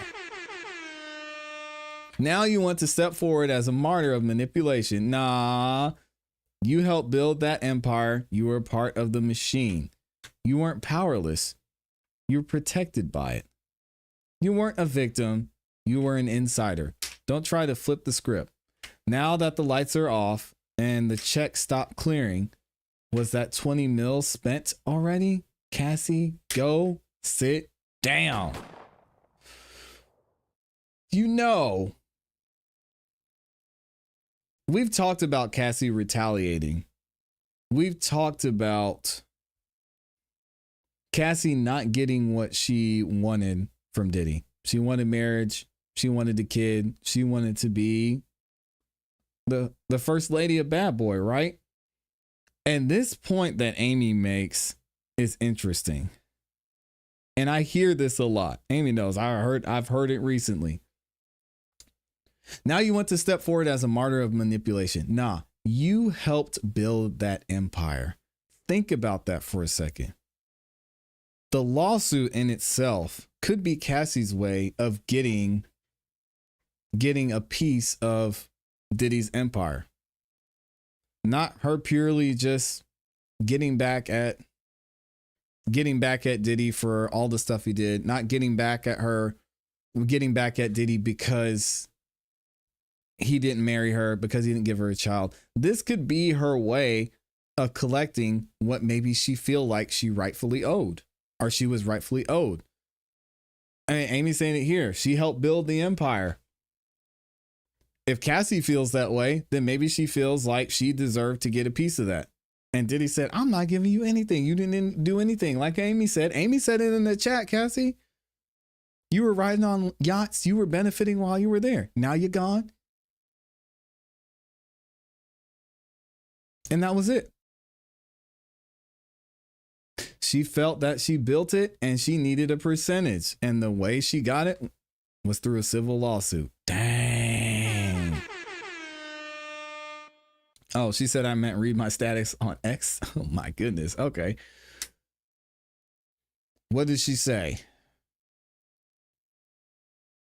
Amy says, and if y'all don't follow Amy on X, please go follow her. Cassie is not the face of victimhood people want her to be.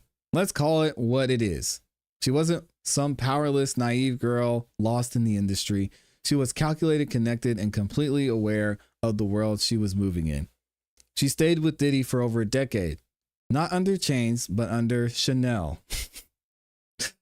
This wasn't survival mode. This was strategic silence. She knew exactly what being with him came with: money, fame, protection, and status. She accepted the trade, played the role, and cashed the checks. Now, when the power dynamic has shifted, suddenly she wants to call abuse. Sounds less like trauma and more like timing. Let's stop pretending every woman in a toxic relationship is automatically a victim. Oh, Cassie was not helpless. She was handled, yes, but she also knew how to handle him. That's not weakness. That's leverage. You can't spend years benefiting from a man's empire, then flip the narrative when it's convenient and expect everyone to ignore the part you played. Amy, you gotta leave Cassie alone. Amy is the official class Cassie bully. I thought it was me. I thought I was the official Cassie bully. Amy is out here she smokes Cassie every single time this topic comes up. I don't know. I'm gonna let her handle it. Shout out to Amy. If y'all don't follow Amy over on X, make sure you do that. The link is in the description. Yikes. Amy is not having it. We got one more Diddy topic to get into, and then I know y'all want to find out what AJ's got going on. Alan Jackson has a new trial that he's covering, and we're going to see what's going on there.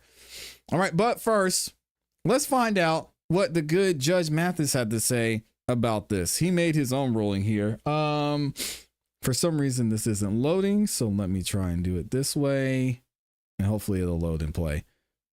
How are y'all feeling so far? What do y'all think about this? I'm going to read a couple more comments too. Shout out to the 1,100 of you that liked the video. Thank y'all so much.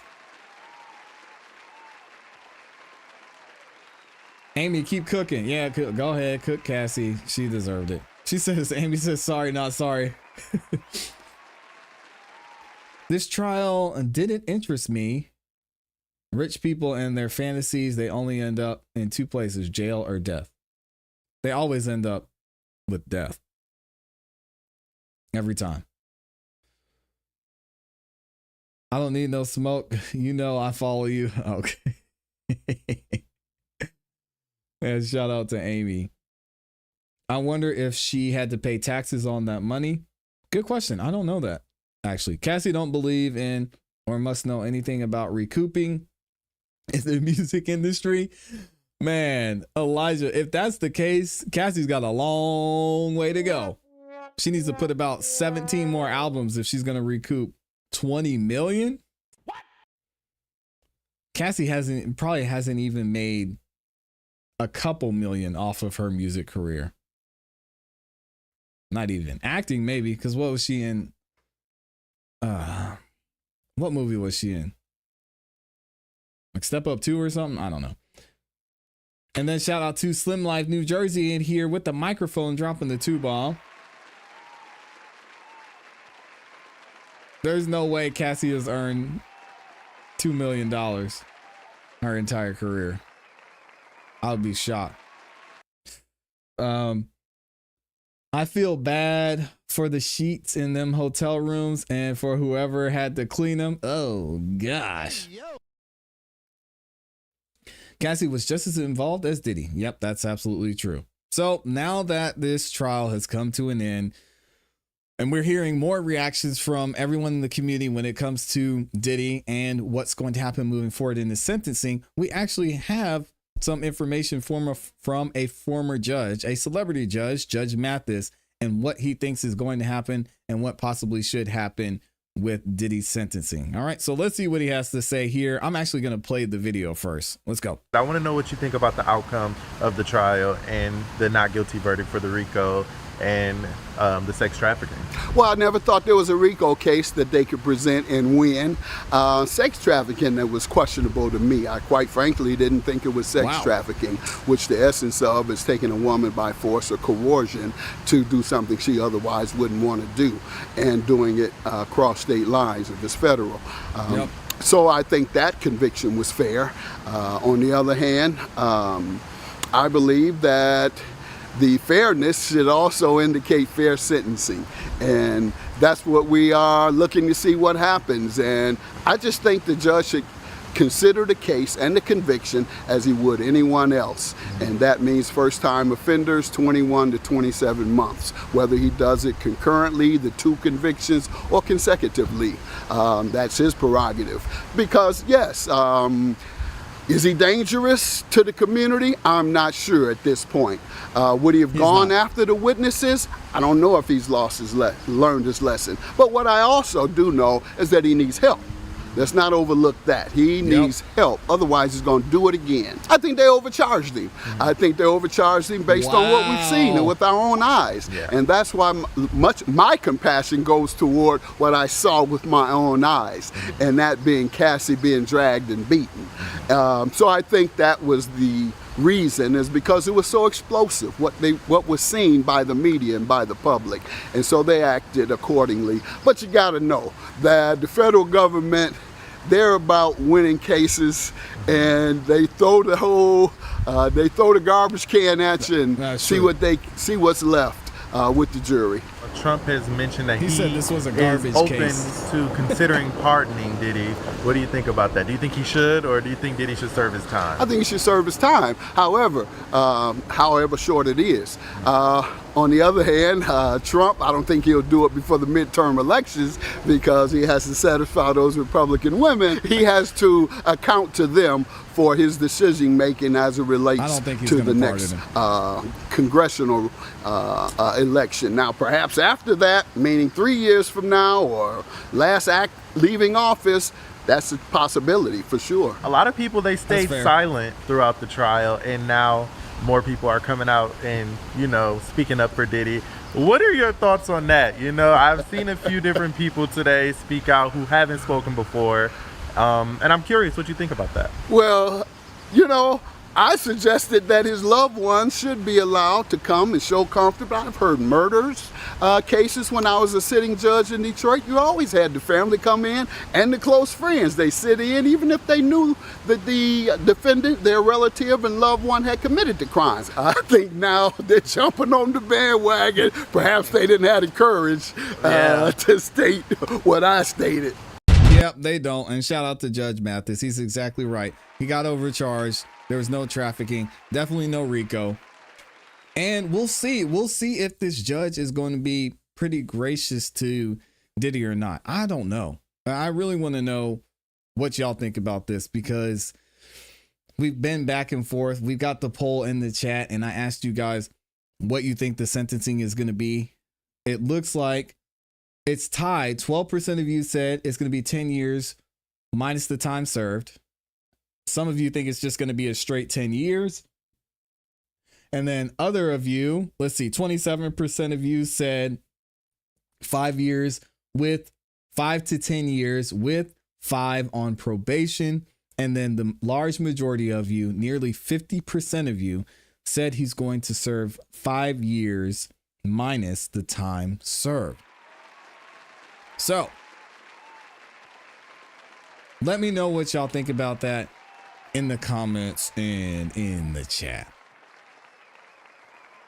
This last one we're going to get to, I told y'all this was going to be quick. So we got to talk about Alan Jackson. I don't know if y'all heard about this, but AJ is actually covering a new trial. It's very interesting. We're going to talk about what that new trial is. I don't know how much of it, if any of it's going to be televised, but definitely some interesting things about this one. And then we'll get into actually what's going on with the trial when court proceedings start and what the indictment says. So if y'all haven't heard this, check it out. Let me see if I can. Oh, you know what? I just realized I do not have a picture of Alan Jackson in here. Oh, wait, I do. Shout out to AJ. Shout out to me. We up here.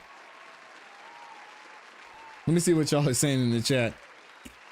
Yeah, Cassie's only sold 650,000 records worldwide. What a joke. Diddy definitely needs drug rehabilitation. Yeah, and we all knew she wasn't talented. It was a look. That's it. Too many revisionists out here. Cassie has always been garbage. She was like, Cassie is basically Jennifer Lopez if Jennifer Lopez has never acted. Let's be real. And it's funny that Jennifer Lopez dated Diddy. J-Lo as a singer is God. Anyway. Absolutely. Y'all get it. Y'all get it. You know, it wasn't, she wasn't going anywhere. And she benefited from being in that position too. What else ClassE done other than Me and You? J-Lo is trash. J-Lo is, yes. As an artist, definitely trash. I don't know where. Yeah, anyway. They look alike. He's bipolar. He needs meds. ClassE, calm down. J-Lo was a fly girl.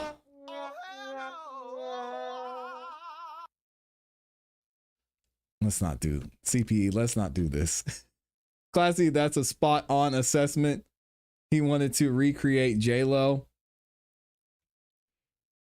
Yeah, but Jennifer Lopez actually took her acting career seriously. And Jennifer Lopez, I think she's a good actress. I would put her maybe like maybe C level, definitely not B level, but C level actress. I mean, she's bearable depending on the movie, but Cassie should have just, yeah. She's not even a good actress in my opinion.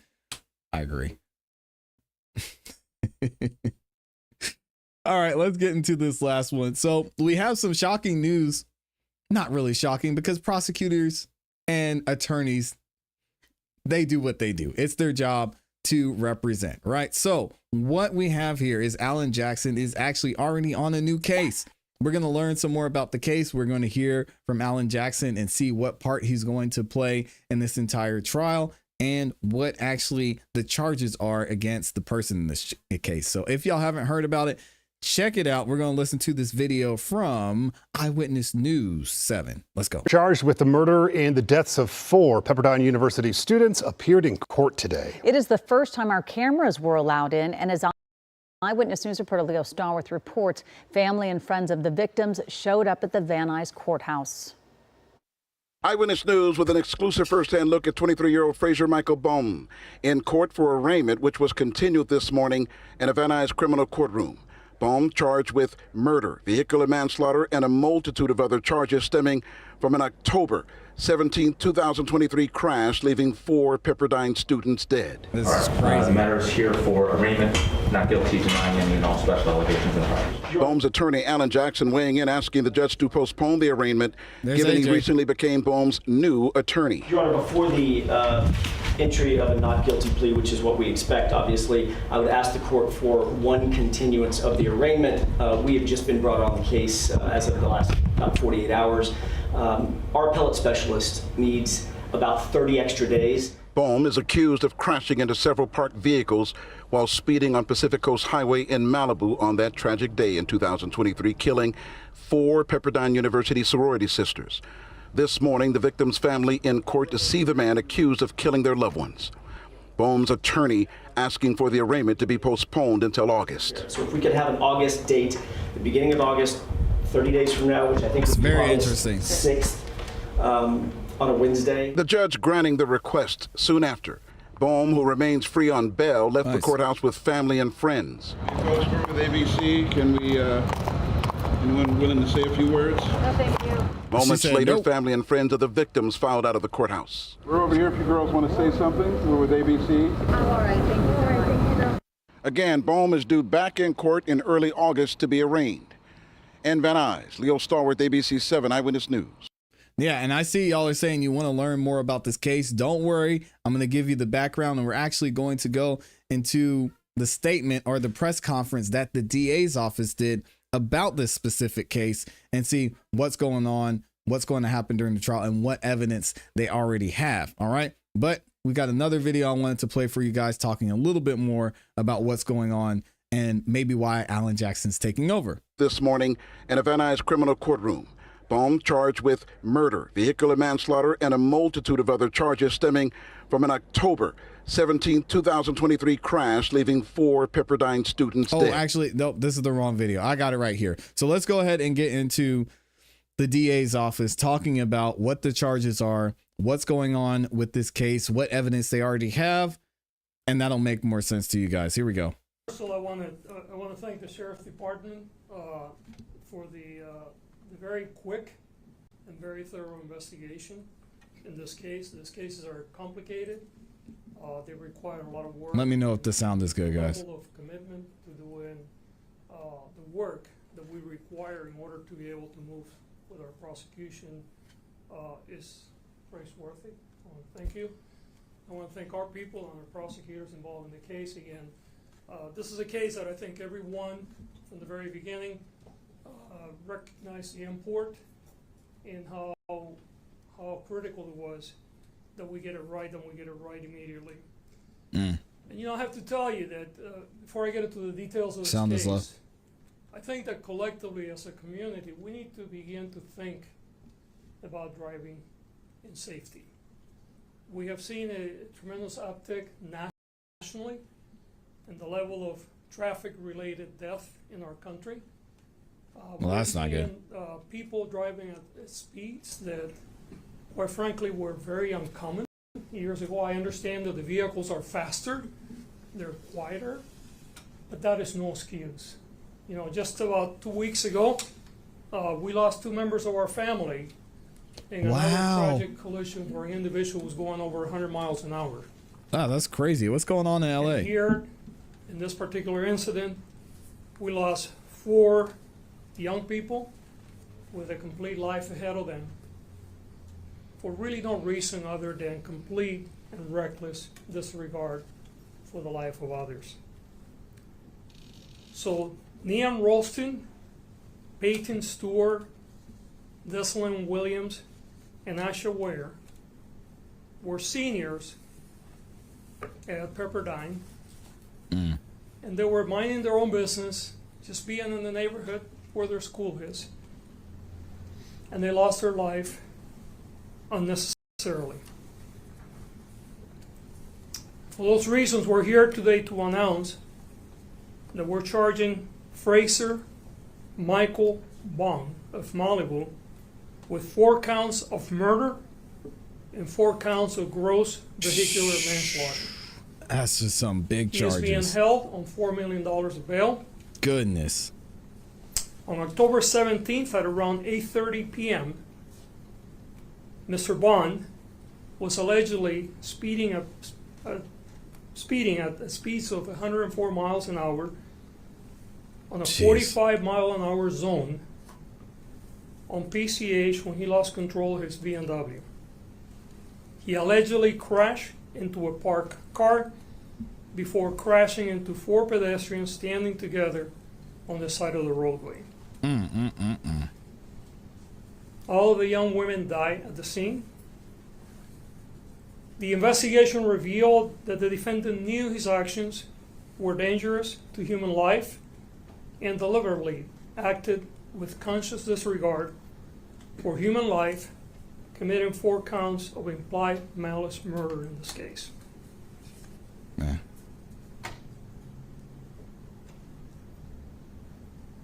I can't say this enough. We have to realize that when we're driving a car, we have the potential of killing others.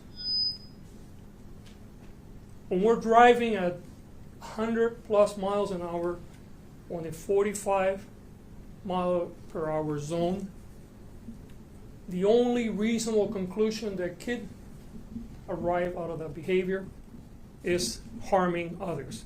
That's so sad. The worst man. case scenario that happened here is killing others. And he could have died. I don't know We're how he's still alive. With our partners in law enforcement, the people that engage in this behavior will face severe consequences. But I also recognize that what we do here is not going to bring the 4 victims back to their families, back to their communities. And I understand that generally what we do in this case is not a deterrent. But what can be a deterrent if we all collectively talk to one another and hold one another accountable to make sure that no matter how much you think that you're in a hurry, you must follow the rules of the road. You must understand that when you're driving with complete disregard for the life of others, severe consequences can occur. And that could include you going to prison for a very long time. We're heading into the holiday season, and I know that people begin to go out more at night. Sometimes we have long days where we're working, and then we're going out in the evening to enjoy a family gathering or gathering with friends. I strongly recommend that if I you don't know. are We're going to hear do more that, evidence shortly. especially if you plan on drinking alcoholic beverages, that you consider not driving, either having a designated driver, using a taxi, using some other means of public transportation.